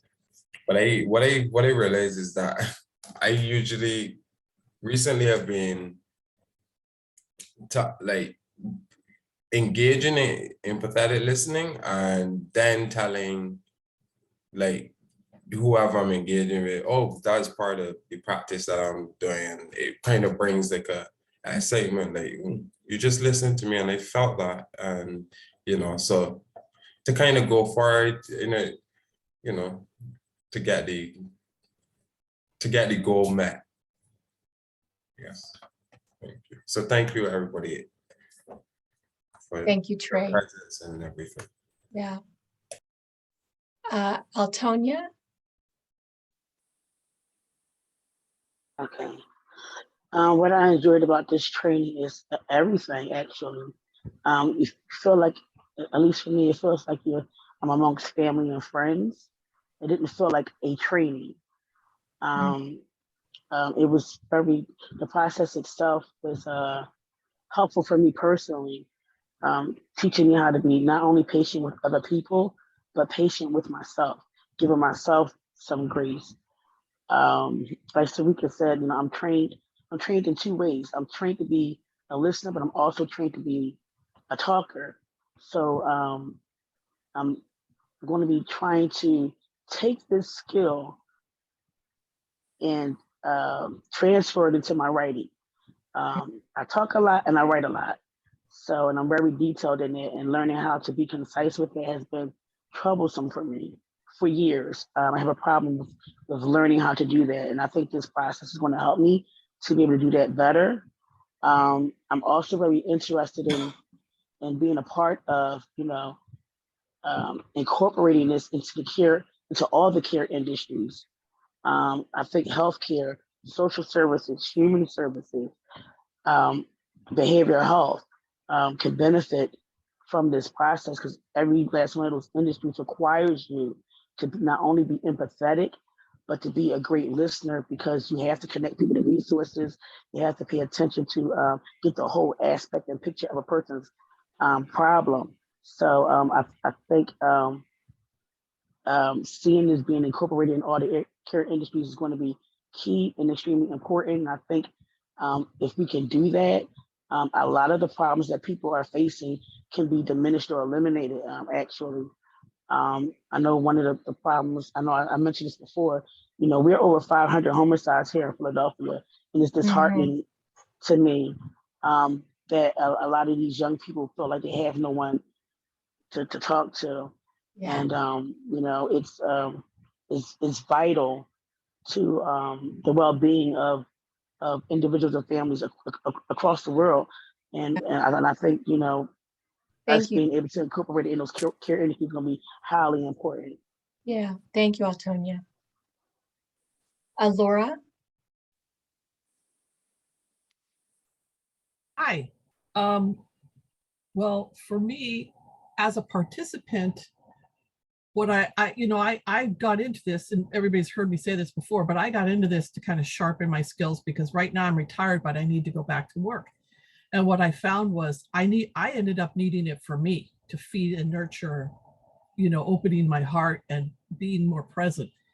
As a trainee, what I liked about it is I really felt supported and mentored on how to do the whole thing. And there were some days when I was a little too vulnerable and I couldn't handle any what they call the challenges. And they said, okay. And then another time, you know, I could, but I liked watching other people get challenges and how they, you know, got it. And the challenges were pretty easy to handle. So I really liked how well supported I was through the whole process of learning this and doing this. Okay, great. Thank you, Laura. Anjali?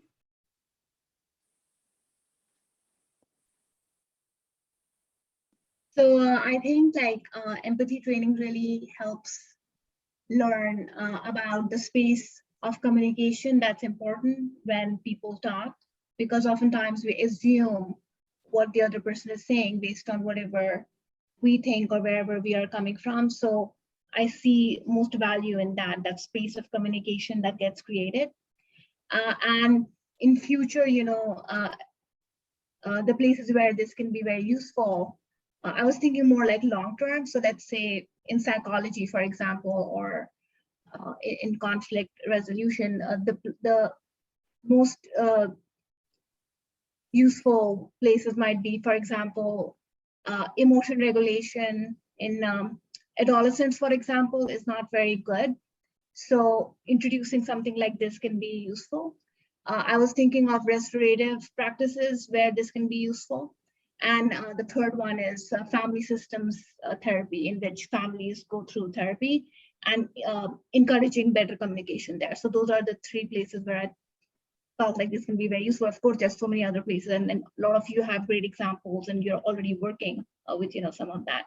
So I think like it has a lot of practical, you know, potential, and it's just so simple. I think Edwin said that before during our, you know, during our interaction and session, that it's just so simple that it can be taught to anyone. You don't need to have, you know, a degree or, you know, whatever to make that. It's just kind of like anybody who wants to bring good change in the world, they can introduce this.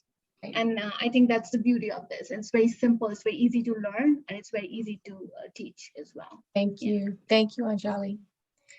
We have 5 minutes left. Do we have time to go to trainees or trainers? Maybe trainees, so we hear from them. Okay, great. Tiffany, what did you like about the trainee role, and what do you want to do next with Empathy Circles? The trainee role actually gave me a sense of confidence, so I intend to just move forward practicing empathy with confidence, as opposed to overthinking things or even trivializing things. What did I like about the trainee role? The responsibilities were pretty much the same, but it allowed me the opportunity to get support from some of the trainers here before and after the class. And what will I be doing next? I'm currently looking into some classes that are offered for empathy. and just seeing the curriculum that's being formed in the United States or even abroad, just dedicated to that. Yeah, great. Thanks, Tiffany. Ralph?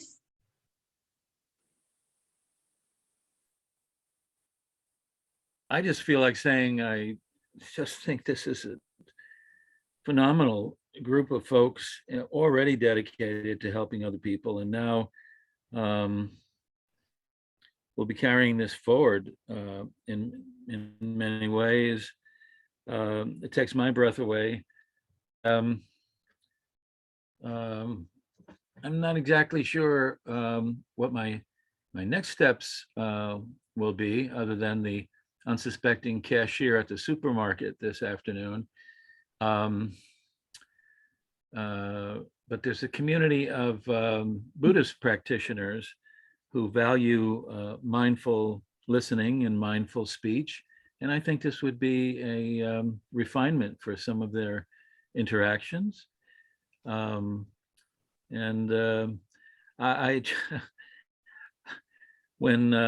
Edwin talks about getting the former president and the present president together, I think, yes, that's exactly, you know, don't go after the low-hanging fruit. Yeah. How can we bring that about, and what influence do I have?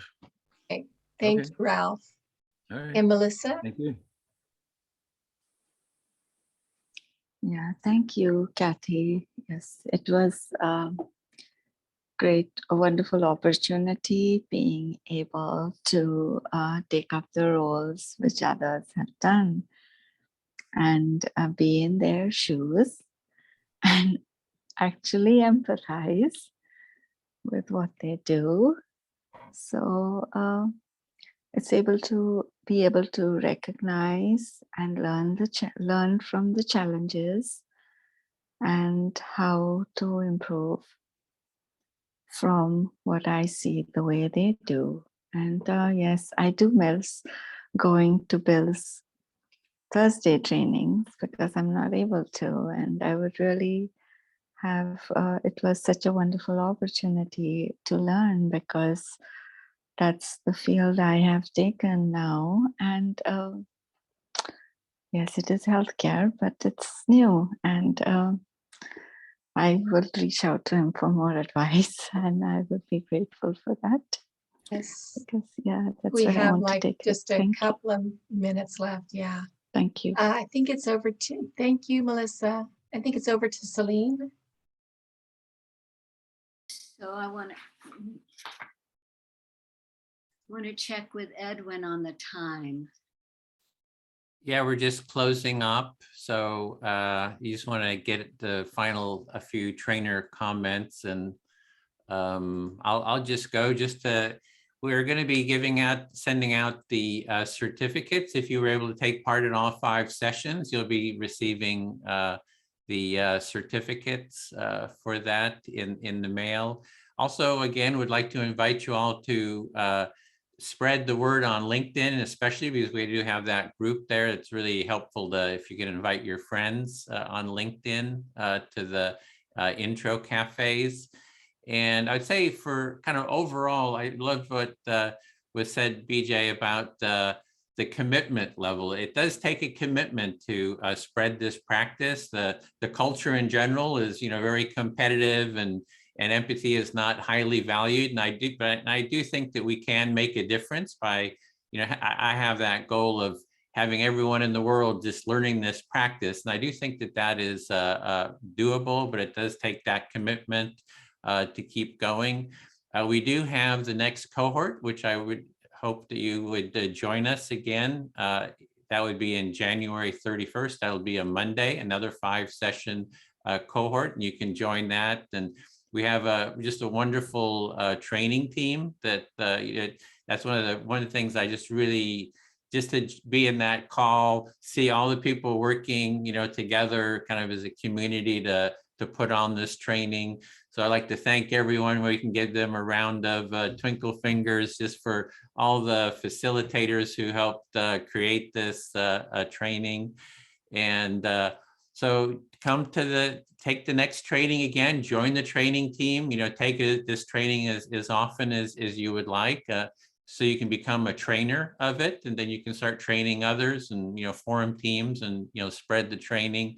And we also have a development team that we meet, and people have talked about creating CEUs and other projects. Come join us and help develop this training. It's an ongoing iteration that we do to develop it and to improve it and to expand it. We have the module 1. We want to create a module 2, module 3, add more sessions so you can be involved in that.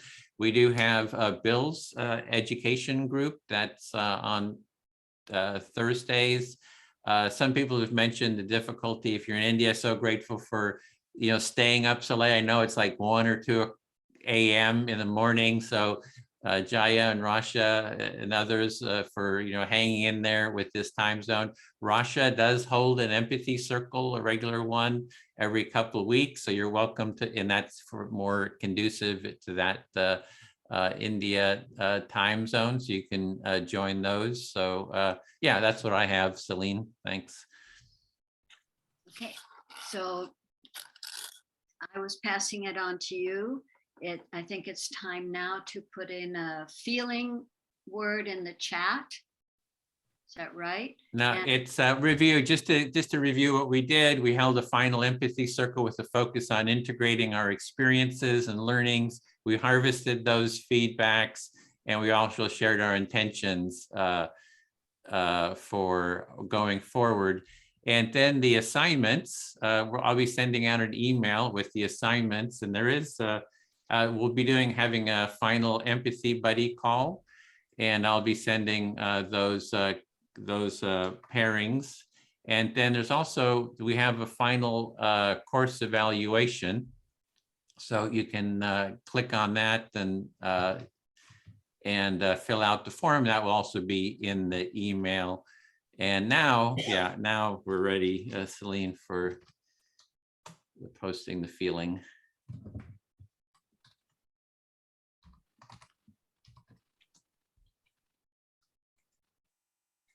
Post the one final feeling.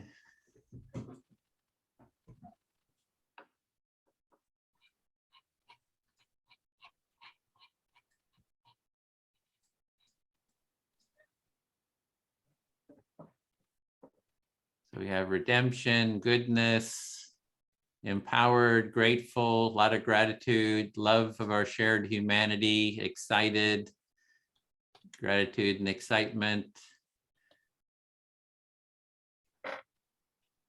And okay, so, and then, so is we ready, Celine, for our final? We are. We're over a few little bit. So our final portrait, thank you so much for taking part. Thank you for this. And we'll see you in the next training or the next Monday. We have a Monday intro cafe. See you there. Come and facilitate. There's some circles there. So bye for now, and the facilitators, you'll stay back. Bye. Thank you. Bye-bye. Bye. Thank you so much. Bye. Thank you. Everyone. Thank you all. Bye, everyone. Thanks, everybody. Thanks. This has been great. Thank you. Thank you.